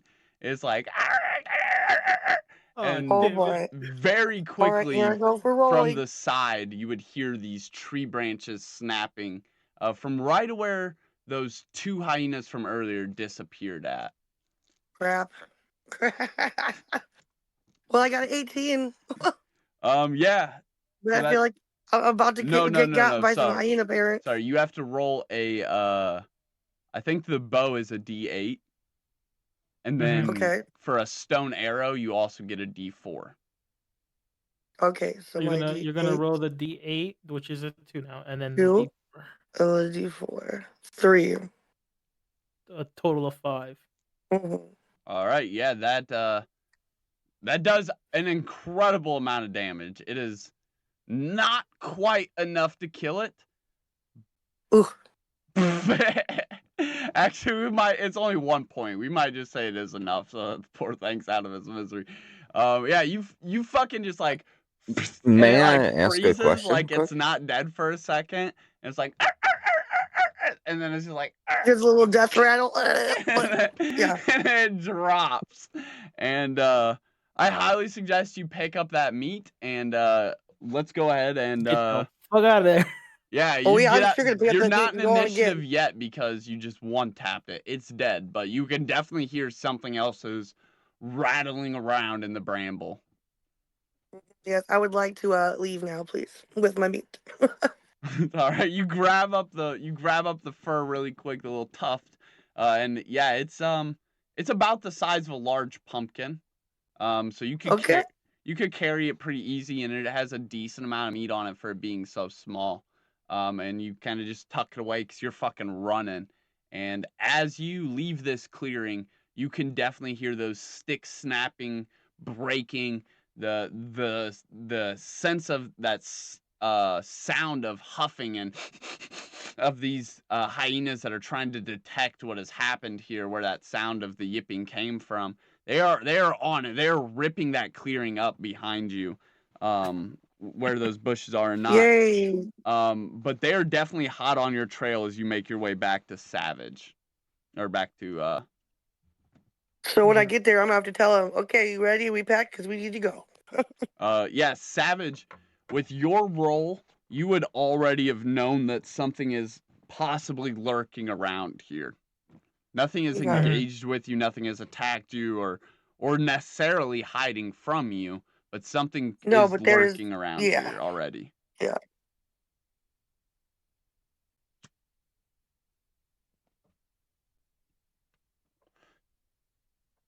it is your turn. You two to decide what you want to do. You could talk it out real quickly, or just run. Well, Savage, I think that we should just kind of get up and go. There's no reason for us to stay here. We're packed. We're ready for our journey. We've got some meat, and I feel like there's some other little creatures around here that we don't want to run into. How do you feel about that? Sounds good to me. Well, off we go.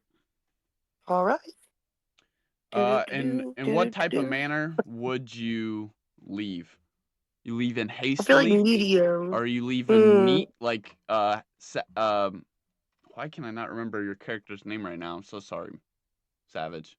Vero. Vero, like Vero Vero. would have done in the past. How are you leaving this area? Vero, I feel like that's up to you. I was gonna say he'd be trying to leave as quick as possible, but trying to make the least amount of noise. So try Oh, to and you've avoid already Yeah. cleaned up. My bad. That is my bad as a DM. Yeah. You've been Cindy's already packing up packed and up. cleaning up by yourself Yeah. this whole time. Yep. Yeah.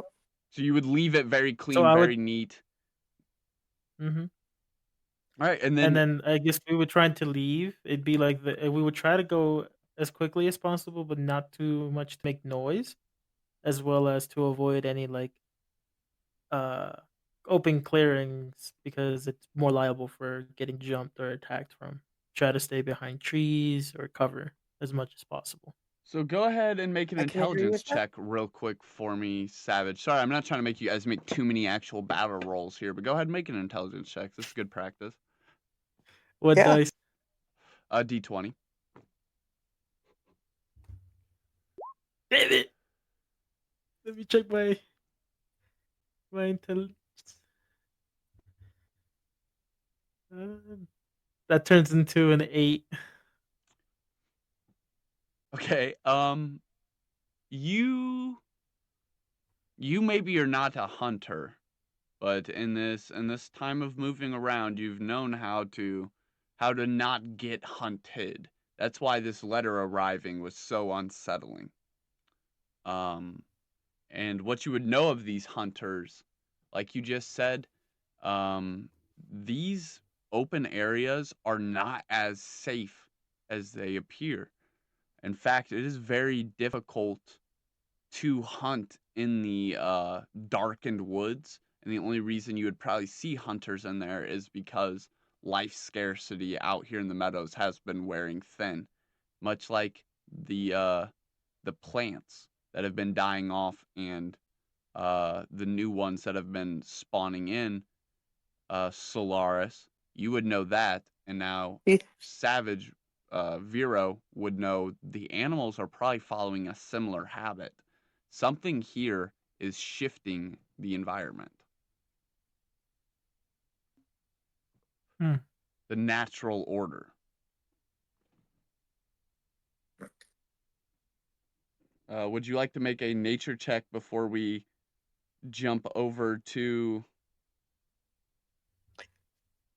It couldn't hurt. Would I roll on a d20? Yeah, and then add your nature modifier. Both of us, or 19. just her?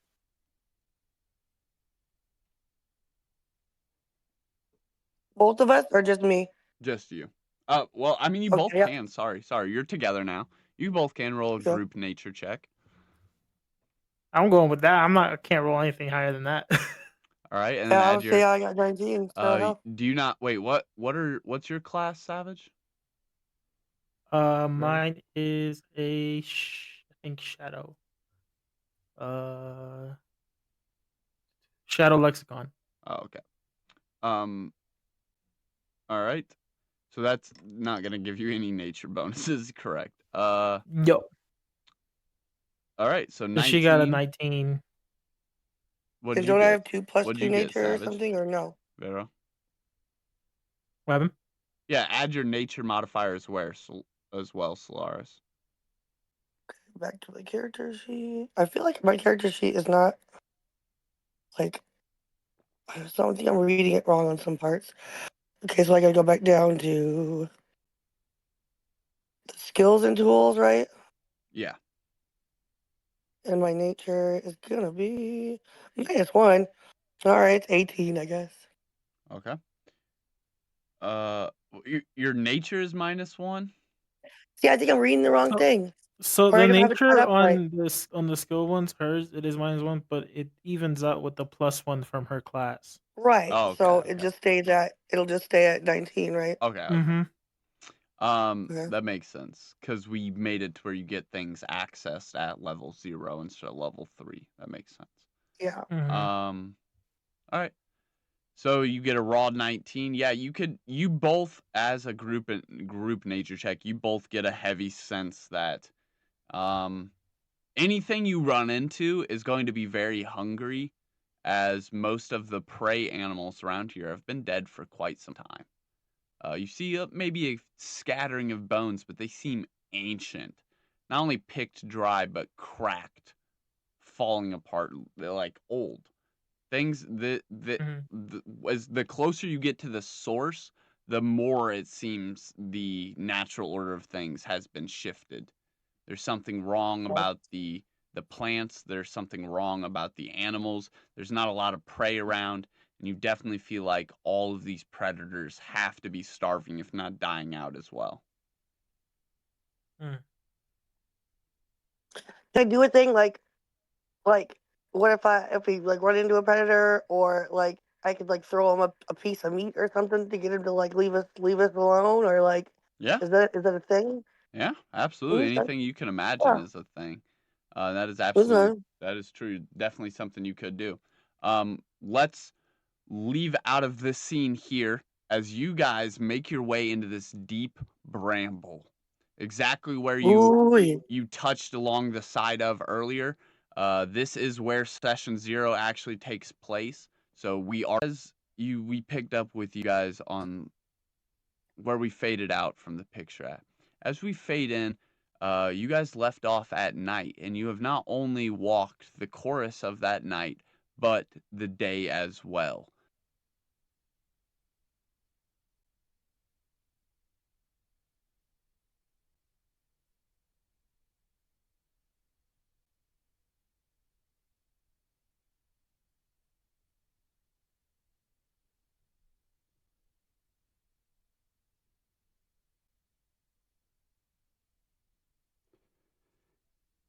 And that brings us to the end of our very first journey together. Thank you truly for tuning in and for imagining with us, and for taking the very first step into the world of Spells and Scepters. Tonight was just a whisper, a breath before the real adventure begins.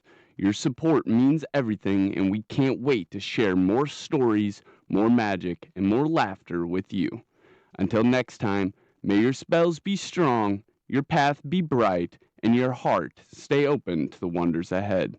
Good night, and welcome to the beginning of Spells and Scepters.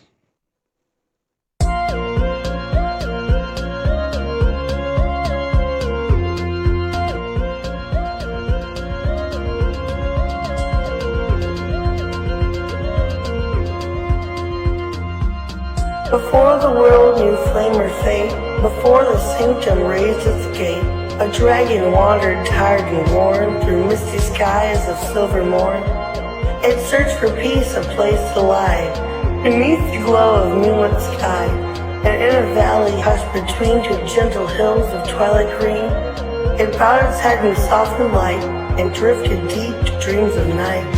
It dreamed of fire burning bright, of honor shining pure and white, of moonlit sacred, calm and true, of secrets old and wonders new. From dragon dreams to whispers grew, a hint of halls the world once knew, where mysteries danced in shadowed air, and magic bloomed in hearts that dare. That was the dawn of what would be, where 5 fought fate and unity. Their story closed, their watch now done, 5 voices fading into one. And so I speak across the yore, to those who brave what lies before.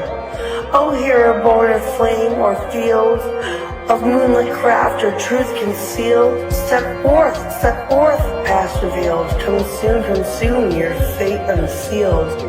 For now the sanctum stirs to see what new made legends you will be. The dragon breathes the dream once more, a calling through the ancient door. Hero before the past is through, the tale now waits to open you. Take clues I've left and missed and do. Seek what is hidden, chase what's true.